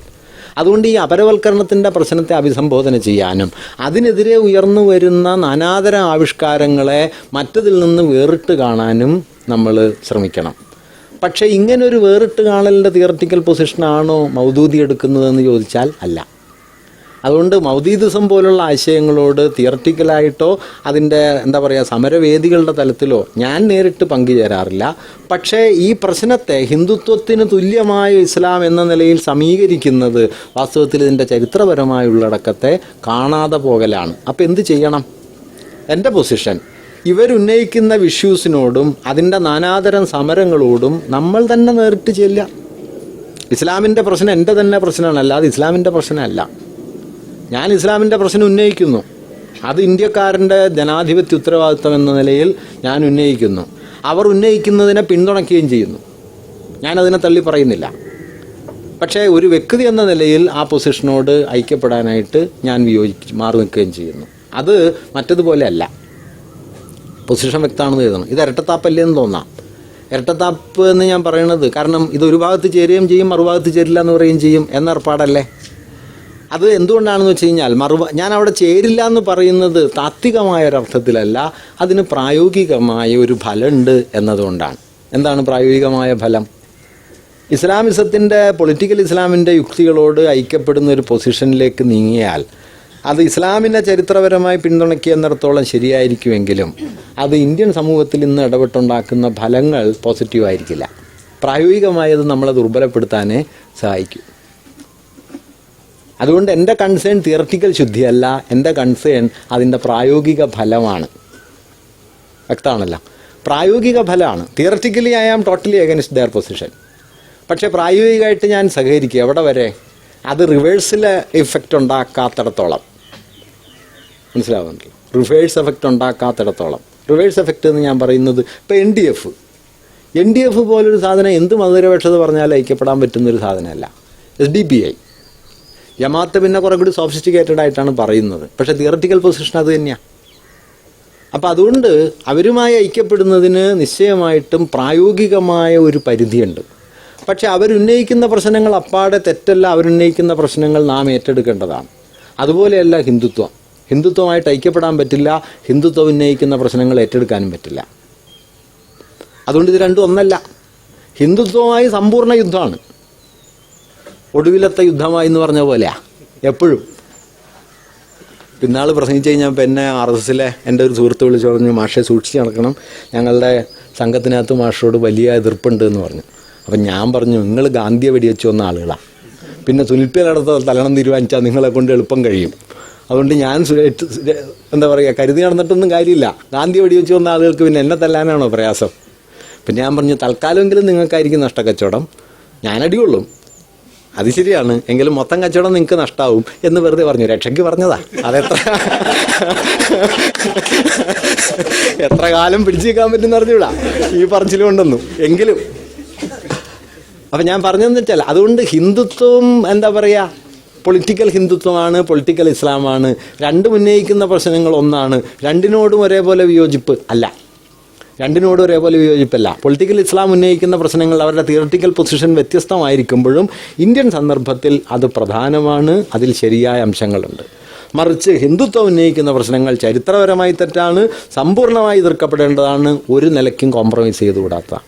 അതുകൊണ്ട് ഹിന്ദുത്വവുമായി വേദിയിലെന്നല്ല, പണ്ട് ഗുരു പറഞ്ഞ പോലെയാണ്, മുമ്പ് മനസ്സിൽ നിന്ന് വാക്കിൽ നിന്ന് വിട്ടതുപോലെ ഇപ്പം മനസ്സിൽ നിന്നും വിട്ടിരിക്കുന്നു എന്ന് പറയും പൽപ്പുവിനോട്. SNDP യോഗമായിട്ടുള്ള മുമ്പ് നിങ്ങളെ വിട്ടത് വാക്കിൽ നിന്നാണ്, പ്രവൃത്തിയിൽ നിന്നാണ്, ഇപ്പം ആ മനസ്സിൽ നിന്നും വിട്ടിരിക്കുന്നു എന്നതുപോലെ ഹിന്ദുത്വത്തെ വാക്കുകൊണ്ടും മനസ്സുകൊണ്ടും സർവ്വതുകൊണ്ടും വിട്ടേ പറ്റൂ, എതിർത്തേ പറ്റൂ. മറിച്ച് പൊളിറ്റിക്കൽ ഇസ്ലാം ഉന്നയിക്കുന്ന പ്രശ്നങ്ങളെ നാം ഏറ്റെടുക്കേണ്ടതുണ്ട്. അത് പൊളിറ്റിക്കൽ ഇസ്ലാമിൻ്റെ പ്രശ്നം എന്നുള്ളതല്ല, ആധുനിക ഇന്ത്യയുടെ ജനാധിപത്യ പ്രക്രിയ ഇസ്ലാമിനെ അപരവൽക്കരിച്ച് ഇന്ത്യൻ മുസ്ലിമിനെ ഒരപരയാഥാർത്ഥ്യമാക്കി മാറ്റി എന്ന ചരിത്ര വസ്തുത നമ്മുടെ മുമ്പിൽ ഉണ്ട്. നാം ചരിത്രത്തോട് പ്രതിബദ്ധരായിരിക്കണം. അല്ലാതെ താർക്കികമായ ഭദ്രതയ്ക്ക് വേണ്ടി അവരെ എതിർക്കുന്ന അതേ അളവിൽ ഇവിടെ എതിർക്കണം, 10 ലക്ഷം അവിടെ കിട്ടിയാൽ 10 ലക്ഷം ഇവിടെയും കിട്ടണം, അപ്പോൾ കാര്യം ശരിയായി എന്ന് പറയുന്നത് നിങ്ങളുടെ എന്താ പറയുക, നിങ്ങളുടെ താർക്കികമായ ആനന്ദമാണ്. ആനന്ദമാണത് തരുന്നത്, അല്ലാതെ ചരിത്രത്തിലുള്ള ഇടപെടൽ അല്ല. അത് തെറ്റാണെന്ന് കുറ്റകൃത്യമാണെന്നൊന്നും ഞാൻ പറയുന്നില്ല, പക്ഷേ അതൊരു താർക്കിക യുക്തിയാണ്, അതല്ല പ്രശ്നം. ഇതാണ് ആ വിഷയത്തിലുള്ള എൻ്റെ ഒരു സമീപനം. പിന്നെ നീ ഒരു കാര്യം കൂടി ചോദിച്ചിരുന്നു റഫീഖ്, നീ തന്നെ മറന്നുപോയി.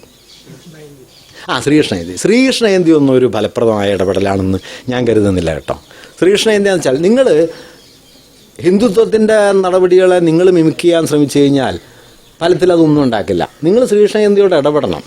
അത് ശ്രീകൃഷ്ണനോടുള്ള ഇടപെടല. അതെന്താണെന്ന് വെച്ച് കഴിഞ്ഞാൽ ഈ ശ്രീകൃഷ്ണൻ എന്ന് പറയുന്നതിനുള്ളൊരു സാധ്യതയുള്ളതെന്ന് വെച്ച് കഴിഞ്ഞാൽ നേരത്തെ ഇവിടെ ആരോ പറഞ്ഞില്ലേ, എങ്ങനെയൊക്കെ ഇൻ്റർനെറ്റിനെ മെരുക്കാൻ ശ്രമിച്ചിട്ടും ഈ മെരുങ്ങിയിട്ടില്ല എന്ന് മുതലാളിത്തം. അതുപോലെ ഹിന്ദുത്വത്തിനൊന്നും പിടിച്ചാൽ പൂട്ടാൻ പറ്റുന്ന ഒരു സാധനമല്ല കൃഷ്ണൻ. കൃഷ്ണന് ഭയങ്കര സബ്വേഴ്സീവ് പൊട്ടൻഷ്യലുള്ളൊരു ദൈവമാണ്. ഭയങ്കരമായ ആന്തരിക വൈരുദ്ധ്യങ്ങളുള്ള ഒരു ദൈവമാണ്. നമ്മൾ മതത്തോട് ഇടപെടേണ്ടത് എങ്ങനെയാണ്? മതത്തിൻ്റെ ഹിസ്റ്റോറിക്കൽ ലൈഫിലേക്ക് കടന്നു നിന്ന് അതിനെ തുറക്കുക. അതിൻ്റെ മുകളിൽ ആരോപിക്കപ്പെട്ട സത്താപരമായ ഏകതയെ നമ്മൾ അഴിച്ചു കളയാൻ നോക്കുക. മതമെന്ന് പറയുന്നത്, ദൈവമെന്ന് പറയുന്നത് വ്യാവഹാരികമാണ് എന്ന് വിശ്വാസിയെ അതിനകത്ത് നിന്നുകൊണ്ട് ബോധ്യപ്പെടുത്തുക. അതല്ലാതെ നിങ്ങൾ താർക്കികമായി അതിനെ പുറത്താക്കിയാലും നിങ്ങൾ അതേ വേഷം കിട്ടി അങ്ങോട്ട് ചെന്നാലും പ്രത്യേകിച്ച് കാര്യമൊന്നുമില്ല. രണ്ടും ഒരേ പണിയാ. ഞാൻ പണ്ട് യുക്തിവാദികളുടെ ഒരു മീറ്റിങ്ങിന് പോയി.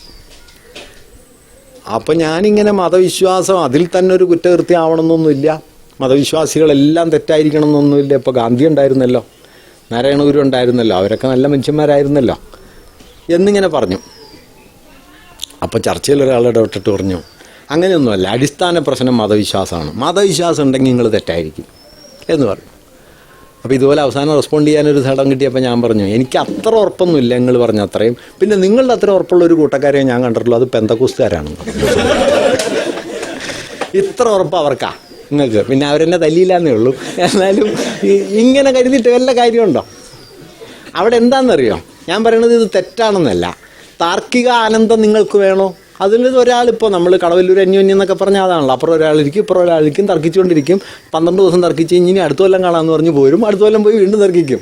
അത് അവരുടെ ഒരു സന്തോഷം, അതിൽ കുറ്റമൊന്നുമില്ല, അവർ സന്തോഷിക്കുന്നു. പക്ഷെ അത് സത്യാന്വേഷണമാണെന്നൊക്കെ പറഞ്ഞ് നമ്മളെ ബോധ്യപ്പെടുത്തരുത്. അത് ഈ ലോകത്തെ മാറ്റി തീർക്കാനുള്ള ഞങ്ങളുടെ ശ്രമമാണ്. വെറുതെ വെടിവട്ടം കൂടി ഇരുന്ന് പറയാ, അതൊന്നുമല്ല ഞാൻ പറഞ്ഞ. അതുകൊണ്ട് മൂർത്ത യാഥാർത്ഥ്യത്തിൽ ഇടപെടുക. മൂർത്ത യാഥാർത്ഥ്യം എന്താണോ അതിനോട് ഇടപെടുക, അതാണ്. അതുകൊണ്ട് ഈ പൊളിറ്റിക്കൽ ഇസ്ലാമിൻ്റെ പ്രശ്നമെന്ന് പറയുന്നതിൽ നമ്മൾ ഇങ്ങനെ ഒരു പൊസിഷൻ എടുക്കേണ്ടതുണ്ട് എന്നാണ് തോന്നുന്നത്. പിന്നെ ഈ സംസ്കാരത്തെ സംബന്ധിച്ചൊരു ചോദ്യം ചോദിച്ചില്ലേ, ഏതാ? ഇത് തന്നെയാണ് ചോദിച്ച. ഏതാ?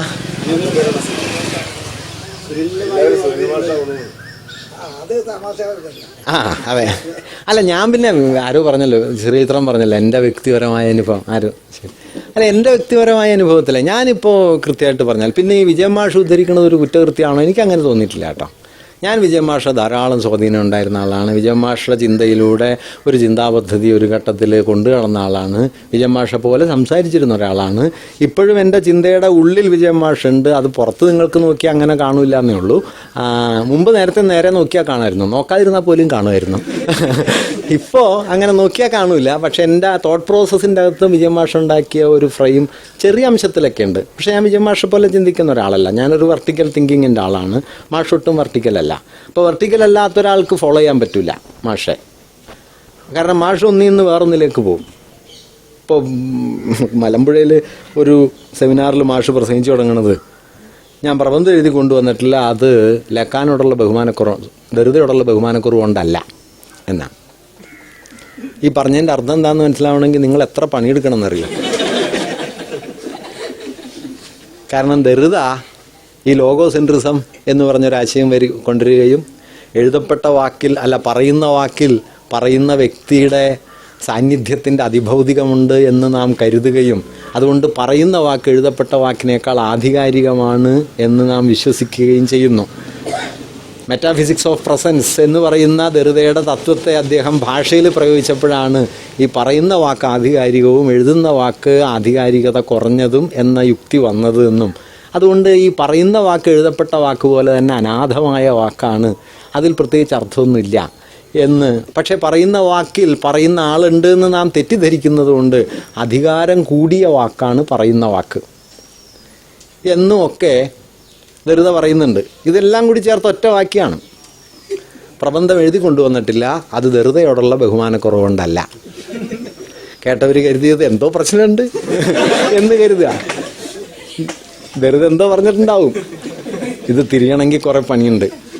അത് കഴിഞ്ഞ് പിന്നെ ധൃതിയൊന്നുമില്ല, പിന്നെ വേറെ വൈലോപ്പിള്ളിയായിരിക്കും. ഇപ്പം തൃശ്ശൂർ ഒരു പ്രസംഗം നടത്തിയിട്ടുണ്ട് പണ്ട്. വിശ്വദർശന 10 ലോകചിന്തകന്മാരെ കുറിച്ച് പ്രഭാഷണ പരമ്പര നടത്തി. ലെവി സ്ട്രോസ്, ഫ്രോയിഡ്, അങ്ങനെ ഒരുപാട് പേര്. ഫ്രോയിഡിനെ കുറിച്ച് പ്രസംഗിക്കാനായിട്ട് വിളിച്ചത്, പ്രബന്ധം അവതരിപ്പിക്കാൻ വിളിച്ചത് വിജയ മാഷാണല്ലോ. ഫ്രോയിഡ് കേരള ഫ്രോയിഡാണല്ലോ. അപ്പോൾ മാഷ ആദ്യം ഒരു 10 മിനിറ്റ് ഫ്രോയിഡ് എന്നൊക്കെ പറഞ്ഞു. പിന്നെ പറഞ്ഞ് എവിടെയോ വെച്ച് 10 മിനിറ്റ് കഴിഞ്ഞപ്പോൾ പുള്ളി വൈലോപ്പിള്ളി എന്ന് പറഞ്ഞു. പിന്നെ ഫ്രോയിഡ് വന്നിട്ടേ ഇല്ല. 1.25 മണിക്കൂർ പ്രസംഗിച്ചു. അതിൽ 10 മിനിറ്റ് ഫ്രോയിഡും 1.5 മണിക്കൂർ വൈലോപ്പിള്ളിയായിരുന്നു. അവസാനം ആ പുസ്തകം അച്ചടിക്കാൻ പറ്റിയില്ല. ഫ്രോയിഡിനെ കുറിച്ച് പറയാനാണ് വിളിച്ചത്. അത് മാഷിൻ്റെ ഒരു തോട്ട് പ്രോസസ്സിൻ്റെ പ്രശ്നമാണ്. നിങ്ങൾ അതിലൂടെ സഞ്ചരിച്ചു പോയാൽ നിങ്ങൾക്ക് എല്ലാ ഫ്ലാഷസ് കിട്ടും. മാഷ് ക്രമീകൃതമായി ഒരു ചിന്താ പദ്ധതി അവതരിപ്പിച്ചിട്ടില്ല. അവസാന ഘട്ടത്തിയപ്പോൾ പിന്നെ മാഷ് കുറച്ചും കൂടി എന്താ പറയുക, ഈ താർക്കിക യുക്തിയിൽപ്പെട്ട അതും ഇതൊക്കെ വിളിച്ചു പറയാൻ തുടങ്ങി എന്നുള്ളത് ശരിയാണെങ്കിലും ഇപ്പം എന്താ പറയുക, ഈ സ്വർഗരതി എന്ന് പറയുന്നത് സാമ്രാജ്യത്വ ഗൂഢാലോചനയാണെന്നൊക്കെ ഈ സുധീഷ്ണ മാസികയിൽ മാഷ് എഴുതിയിട്ടുണ്ട്. അതൊക്കെ മാഷ് ഇനി എത്ര കാലം കഴിഞ്ഞാൽ പോവുക പാപമൊക്കെ അത് ഈ സുധീഷ് പറഞ്ഞു കൊടുത്ത് എഴുതിക്കണതാണ്. മാഷിൻ്റെ ഒരു അപകടം എന്താണെന്നറിയോ, സ്നേഹമുള്ള ആര്യ എന്ന് പറഞ്ഞാലും മാഷ് എന്തെങ്കിലും അസംബന്ധമൊക്കെ എഴുതും. അങ്ങനെ ഏത് എഴുതിയത്, സ്വർഗരതി, അല്ലെങ്കിൽ സ്ത്രീ പ്രസ്ഥാനത്തിന് വേണ്ടി സമരം ചെയ്യുന്നത്, പരിസ്ഥിതിക്ക് വേണ്ടി സമരം ചെയ്യുന്നത് വർഗസമരത്തെ ദുർബലപ്പെടുത്താനാണ് എന്നൊക്കെ മാഷ് എഴുതിയിട്ടുണ്ട്. പക്ഷെ അങ്ങനെ എഴുതിയ മാഷിൻ്റെ അവസാനത്തെ 10 കൊല്ലത്തെ ലേഖനം വെച്ചിട്ട് വായിച്ചിട്ട് അതാണ് മാഷ് എന്ന് കരുതരുത് കേട്ടോ. അതൊന്നുമല്ല. ഞാനൊരു കാര്യം പറയാം, മലയാളത്തിൽ എഴുതപ്പെട്ട പ്രമാണഭദ്രമായ സാഹിത്യ വിമർശനങ്ങൾ വായിച്ചാൽ അതിൽ നമ്പർ 1 സഹ്യൻ്റെ മകനാണ്. അതിനേക്കാൾ മെച്ചപ്പെട്ട ഒരു പ്രബന്ധമൊന്നും ഒരു പ്രമാണത്തെ മുൻനിർത്തി മലയാളത്തിൽ ഒരാളും എഴുതിയിട്ടില്ല, ഇൻക്ലൂഡിങ് മാരാർ എഴുതിയിട്ടില്ല. അല്ലാതെ ഒരു ദിവസം കാലത്ത് പാർട്ടി യോഗത്തിൽ പ്രസംഗിക്കാൻ കെട്ടിയിറങ്ങിയ ആളൊന്നുമല്ല വിജയ മാഷ്. 10-60 കൊല്ലത്തെ, നിങ്ങൾ 15-ാമത്തെ വയസ്സിൽ മാഷ് റസലിനെ കുറിച്ച് എഴുതിയ ലേഖനം വായിച്ചു നോക്കിയാൽ അറിയാതെ. അങ്ങനെ ഒരു ചരിത്രമുണ്ട് മാഷ്ക്ക്. മാഷ് പരിണമിച്ച ആളാണ്. ഇപ്പോൾ 1950-ലും 60-ലും മാഷുടെ ആദർശാരാണ് ബർട്രാൻഡ് റസലും എച്ച് ജി വെൽസുമാണ്. 60-കൾ മുതൽ 80-കൾ വരെ മാഷുടെ ദൈവം ഫ്രോയിഡാണ്. പിന്നെ ഫ്രോയിഡിൻ്റെ ശിഷ്യന്മാരും ഭൂതഗണങ്ങളും. അന്ന ഫ്രോയിഡ്, മറ്റേ യുങ്ങിനെ പിന്നെ മാഷ് പിടിച്ചിട്ടില്ല, അത് പിന്നെ ടീച്ചർ പിടിച്ചല്ലോ. അങ്ങനെ 80-കൾക്ക് ശേഷമാണ് മാഷ് മാർസിലേക്ക് തിരിയുന്നത്. ഇപ്പോൾ പുരോഗമന സാഹിത്യത്തെക്കുറിച്ച് ചിതയിലെ വെളിച്ചത്തിൽ മാർസ് എഴുതിയിട്ടുണ്ട്, ചത്ത പ്രസ്ഥാനമാണെന്നാണ്. പിന്നെ പ്രസിഡൻ്റായി. ഇതൊക്കെ ചെയ്യും, ചത്ത പ്രസ്ഥാനമാണ്, ഇതൊന്നും ചെയ്യാനില്ല എന്ന് എഴുതിയ ആളാണ് ചിതയിലെ വെളിച്ചത്തിൽ. പക്ഷേ പിന്നെ പ്രസിഡൻ്റായി. പ്രസിഡൻ്റായത് എന്തുകൊണ്ടാണെന്നറിയോ, ഈ പുരോഗമന പ്രസ്ഥാനവും അതുണ്ടാക്കുന്ന ആശയലോകത്തിനും കേരളത്തിൻ്റെ കോണ്ടക്സ്റ്റിൽ ചിലത് ചെയ്യാനുണ്ട് എന്ന് തോന്നിയതുകൊണ്ടാണ്. മാഷിന് അതിനൊരു വിശദീകരണമുണ്ട്, അത് ശീർഷാസനത്തിൻ്റെ ആമുഖത്തിലുണ്ട്. ഈ പുസ്തകത്തിലെ ആ ലേഖനങ്ങൾ പല കാലത്ത് എഴുതിയതാണ്, അതുകൊണ്ട് അതിലെ ആശയങ്ങൾ തമ്മിൽ പൊരുത്തമൊന്നുമില്ല. അതിലെ ഇണങ്ങുന്നതും പിണങ്ങുന്നതുമായ ആശയങ്ങളെ അതിൻ്റെ പാട്ടിന് വിട്ടിരിക്കുന്നു. അല്ലാതെ അതിനെ മുഴുവൻ കൂട്ടിയിണക്കി സമഗ്ര സിദ്ധാന്തം ഉണ്ടാക്കേണ്ട ഭാരമൊന്നും എനിക്കില്ല. മാഷ് പിന്നെ അവസാനം പറഞ്ഞത്, ജീവിതത്തിൻ്റെ മുഖത്ത് നോക്കി കാണുന്ന സത്യം വിളിച്ചു പറയുകയാണ് ഒരാളുടെ ഏറ്റവും പ്രധാനപ്പെട്ട ഉത്തരവാദിത്വം, അല്ലാതെ പറഞ്ഞു തന്നെ പറഞ്ഞുകൊണ്ടിരിക്കലല്ല. അതുകൊണ്ട് മാറ്റി പറഞ്ഞിട്ടുണ്ടാവും. ഞാൻ പറയുന്നത്, നമ്മൾ മാഷ്, വിജയ മാഷെ പോലെ ഒരാൾ മാഷുടെ നിലപാടുകളോട് യോജിച്ച ഒരാളൊന്നുമല്ല. ജനകീയാസൂത്രണത്തോട് മാഷ് എടുത്ത നിലപാട് തെറ്റായിരുന്നു, പരിസ്ഥിതി സമരങ്ങളോട് സ്വർഗരതിയെക്കുറിച്ച് മാഷ് എടുത്ത നിലപാട് തെറ്റായിരുന്നു എന്ന് കരുതുന്ന ഒരാൾ തന്നെയാണ് ഞാൻ. അതേസമയം ഇടതുപക്ഷത്തിന് സംഭവിക്കുന്ന വലതുപക്ഷവൽക്കരണം എന്ന പ്രശ്നത്തോട് മാഷ് ഉന്നയിച്ച വിമർശനം ശരിയായിരുന്നു എന്നും കരുതുന്ന ആളാണ് ഞാൻ. ആ പ്രശ്നം ഇപ്പോൾ വിസ്മയ പാർക്ക് എന്ന് പറഞ്ഞാൽ അവിടെ ഉണ്ടാക്കി വെച്ച സാധനം ഉണ്ടല്ലോ, അത് തൊഴിലാളി വർഗ ആവിഷ്കാരമാണെന്നൊക്കെ വിശ്വസിക്കാൻ എന്നെ കൊണ്ട് പറ്റൂല. തൊഴിലാളി വർഗത്തിൻ്റെ വിനോദമൂല്യം എന്തൊക്കെ സഹിക്കണം. അപ്പം അതൊന്നുമല്ല. പക്ഷെ മാഷ് ശരിയൊന്നും, ആ അവസാനത്തെ 10 വർഷം മാഷ് പറഞ്ഞാൽ മിക്കവാറും ഈ പറഞ്ഞ ഉന്നലുകളിൽ തെറ്റിപ്പോയ കാര്യമാണ്. അത് വേറെ കാര്യം. പക്ഷെ അതാണ് മാഷ് എന്ന് കരുതിക്കൂടാ. മാഷ് ഈ റസലിൽ തുടങ്ങി ഫ്രോയിഡ് വഴി, ഇപ്പം മാഷ് ഫ്രോയിഡിനെ വായിച്ചിട്ടില്ല, മനസ്സിലായിട്ടില്ല എന്ന് ശ്രീജൻ മാഷ് പറയുന്നുണ്ട്. ഫ്രോയിഡ് തന്നെ ശരിയല്ല എന്നാണ് ഇപ്പോൾ ശ്രീജൻ മാഷ് പറയുന്നത്. ഇയാൾ എന്തൊക്കെയോ പൊട്ടത്തരം കഥ പറയുന്നു എന്നല്ലാതെ ഇതിലൊരു കാര്യമില്ല എന്ന് ശ്രീജൻ മാഷ് പറയുന്നുണ്ട്. അത് മാഷയുടെ ഒരു സന്തോഷം. അപ്പം ഞാൻ പറഞ്ഞെന്താണെന്ന് വെച്ച് കഴിഞ്ഞാൽ, ആ പോയിട്ടുണ്ട്. ശാസ്ത്രവിരുദ്ധം മാത്രമല്ല, ഞാൻ ഈ പറഞ്ഞതൊക്കെ അതിൽ പെട്ടല്ലോ.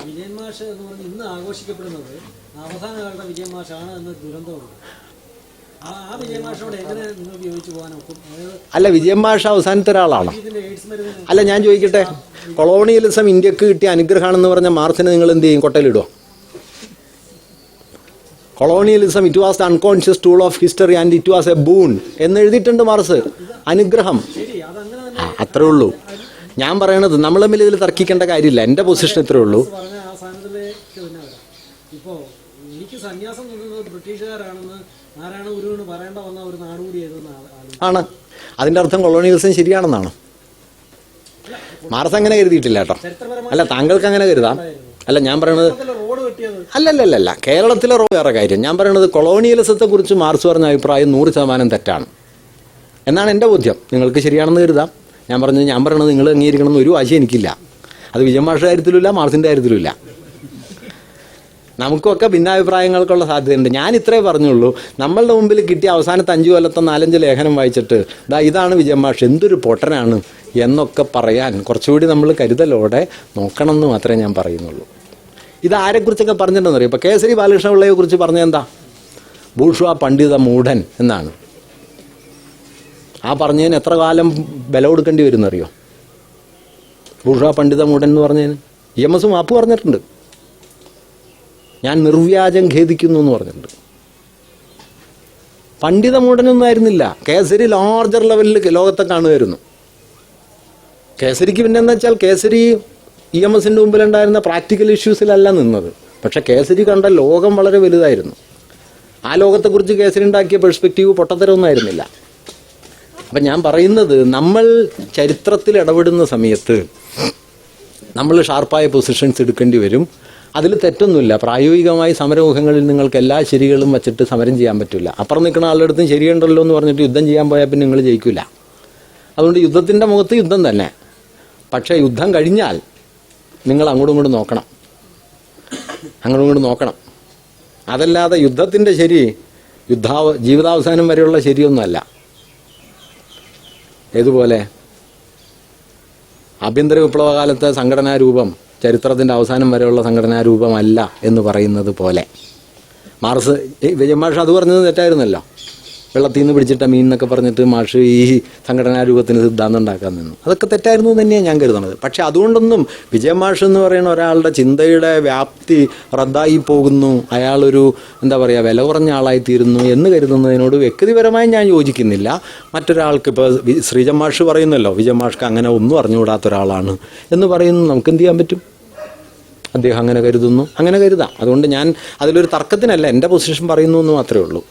അവസാനമായിട്ട് ഇപ്പം എൻ്റെ രൂപപ്പെടലിനെ കുറിച്ചൊക്കെ ആണെങ്കിൽ എൻ്റെ പ്രസംഗത്തിലും എഴുത്തിലും ഒക്കെ ധാരാളം സ്വാധീനങ്ങളുണ്ടായിരുന്നു. ധാരാളം അനുകരണങ്ങൾ എന്ന് ഞാൻ പറയണില്ല, സ്വാധീനങ്ങളുണ്ടായിരുന്നു. അവിടെ ഒരു കാര്യമുള്ളത്, ഞാൻ ഈ സ്വാധീനങ്ങളെ വളരെ ബോധപൂർവം കുടഞ്ഞു കളഞ്ഞില്ലാതാക്കാനൊന്നും ഞാൻ ശ്രമിച്ചിട്ടില്ല. അത് പതിയെ മാറി വന്നു. 20 കൊല്ലം മുമ്പ് പറയുകയും എഴുതുകയും ചെയ്തിരുന്ന രീതിയിൽ നിന്ന് പൂർണ്ണമായി മാറിയിട്ടാണ് ഞാനിപ്പോൾ പറയുകയും എഴുതുകയും ചെയ്യുന്നത്. അതൊരു പ്രോസസ്സിൻ്റെ ഭാഗമായിട്ട് മാറിയതാണ്. അപ്പോൾ മുമ്പ് വിജയമാഷയുടെ അതേ ഭാഷയിൽ സംസാരിക്കുന്ന, അതേ ടോണിൽ സംസാരിക്കുന്ന ഒരാളായിരുന്നു ഞാൻ. ഒരു 15 കൊല്ലം മുമ്പ് 10 കൊല്ലം മുമ്പ് അത് വളരെ എക്സ്പ്ലിസിറ്റ് ആയിരുന്നു. ഇന്ന് പക്ഷേ എൻ്റെ ടോൺ മാറിയിരിക്കുന്നു, എൻ്റെ മോഡ് ഓഫ് നരേഷൻ മാറിയിരിക്കുന്നു. തോട്ട് പ്രോസസ്സിൻ്റെ ഉള്ളിൽ പക്ഷേ വിജയമാഷ് ഇപ്പോഴും ഇല്ലാണ്ടായിട്ടൊന്നുമില്ല, ഉണ്ട്. ഇനി ഏതെങ്കിലും ഒരു ഘട്ടത്തിൽ അത് മാറുമായിരിക്കും. മാറിയാൽ അപ്പോൾ മാറട്ടെ. മാറിയില്ലെങ്കിൽ പിന്നെ ഒരാളുടെ സ്വാധീനമുണ്ട് എന്നുള്ളത് ആത്മഹത്യ ചെയ്യാൻ വേണ്ട പ്രശ്നമാണെന്നൊന്നും ഞാൻ കരുതുന്നില്ല. അങ്ങനെ സ്വാധീനമുക്തരായി ശുദ്ധരായിട്ട് ആരാണുള്ളത്? ആരുടെയെങ്കിലുമൊക്കെ സ്വാധീനത്തിലാണല്ലോ എല്ലാവരും ഒക്കെ ജീവിക്കണത്. പിന്നെ ഞാൻ സമ്പൂർണ്ണനായി ഞാൻ മാത്രമാണെന്നൊക്കെ ഒരാൾക്ക് കരുതാൻ നല്ല അവകാശമുണ്ട്. മനോരാജ്യത്തിൽ എന്തിന് അർത്ഥരാജ്യം എന്നാണ്. അത്രേ ഉള്ളൂ. അതുകൊണ്ട് അത്തരം അവകാശവാദങ്ങളെക്കുറിച്ച് എനിക്ക് പ്രത്യേകിച്ച് ഉത്കണ്ഠയുമില്ല. എനിക്ക് അത്തരം അവകാശവാദങ്ങളൊന്നുമില്ല. ഞാൻ ധാരാളം കടമുള്ള, ഒരുപാട് ആശയങ്ങളെ സ്വാംശീകരിച്ചിട്ടുള്ള, പലരിലൂടെ ചിന്തിക്കുന്ന, പലരെയും ഉദ്ധരിക്കുന്ന, ഈ ആശയങ്ങളെയൊക്കെ ചേർത്ത് വെച്ച് എൻ്റേതെന്ന് തോന്നിപ്പിക്കുന്ന മട്ടിൽ ചിലതൊക്കെ പറയുന്ന, അതെന്നെ പൂർണ്ണമായിട്ടൊന്നും എൻ്റേതല്ല, പലരുടെയും മുകളിലാണ്. ന്യൂട്ടൻ പണ്ട് പറഞ്ഞൊരു വാക്യമുണ്ട്, ഒരുപാട് പേരുടെ മുകളിലിരിക്കണോണ്ടാണ് എനിക്കിത്ര പൊക്കം വന്നത് എന്ന് ഇരിക്കണ എല്ലാവർക്കും തോന്നണമെന്നില്ല. പക്ഷേ വാസ്തവത്തിൽ അതാണ്. അപ്പം അതുകൊണ്ട് എൻ്റെ തോട്ട് പ്രോസസ്സിനകത്തോ അല്ലെങ്കിൽ എൻ്റെ പ്രഭാഷണത്തിലോ എഴുത്തിലോ ഒക്കെ ഒരുപാട് സ്വാധീനങ്ങൾ ഉണ്ടായിട്ടുണ്ട്. ആ സ്വാധീനങ്ങളിലൂടെയൊക്കെ പല നിലയ്ക്ക് കടന്നു പോന്നിട്ടുണ്ട്. ഇപ്പോഴും ഏതെങ്കിലും സ്വാധീനങ്ങളൊക്കെ ഞാൻ തിരിച്ചറിഞ്ഞത് ഇത്രയൊക്കെയാണ്, തിരിച്ചറിയാത്തതും ഒക്കെ ഉണ്ടാവും. എങ്കിലും ഞാൻ കമ്മിറ്റഡായി നിൽക്കാൻ ശ്രമിക്കുന്ന 2 കാര്യങ്ങൾ ഇത്രയേ ഉള്ളൂ. ഒന്ന്, എല്ലാ സന്ദർഭങ്ങളിലും അതിനെ ഹിസ്റ്റോറിക്കലായി നോക്കാൻ ശ്രമിക്കുക. 2 ഹിസ്റ്റോറിക്കലായി നോക്കുക എന്ന് പറഞ്ഞു കഴിഞ്ഞാൽ ചരിത്രത്തിലെ പശ്ചാത്തലം എന്തെന്ന് നോക്കുക അല്ല, ചരിത്രത്തിൽ അത് ഫങ്ഷൻ ചെയ്തത് എങ്ങനെയാണ് നോക്കുക. ഹിസ്റ്റോറിക്കൽ അനാലിസിസ് എന്ന് പറഞ്ഞു കഴിഞ്ഞാൽ ഹിസ്റ്ററിയെ പുറയിൽ നിർത്തുകയല്ല, ഇതിനെ ചരിത്രത്തിനുള്ളിൽ നിർത്തുകയാണ്, ഈ ബന്ധത്തിനകത്ത് നിർത്തുകയാണ്. ഇങ്ങനെ ഒരു നോട്ടാണ് പൊതുവിലുള്ളത്. അങ്ങനെ നോക്കുമ്പോഴെല്ലാം ശരിക്കും തെളിയണമെന്നൊന്നുമില്ല. കാരണം ഒരു വ്യവസ്ഥയെ നിങ്ങൾ ഇവിടെ നിന്ന് നോക്കുകയാണ്, ഇവിടെ നിന്ന് നോക്കുമ്പോൾ നിങ്ങൾ കാണുന്നതിന് ഒരുപാട് പരിധി ഉണ്ടാവും. ആ പരിധി നിങ്ങളുടെ പ്രോസസ്സ്. ഇത്രയൊക്കെയാണ് പൊതുവെ പറയാനുള്ള ആശയങ്ങൾ. ഏതാണ്ട് എല്ലാ കാര്യങ്ങളായി എന്ന് എനിക്ക് തോന്നുന്നു.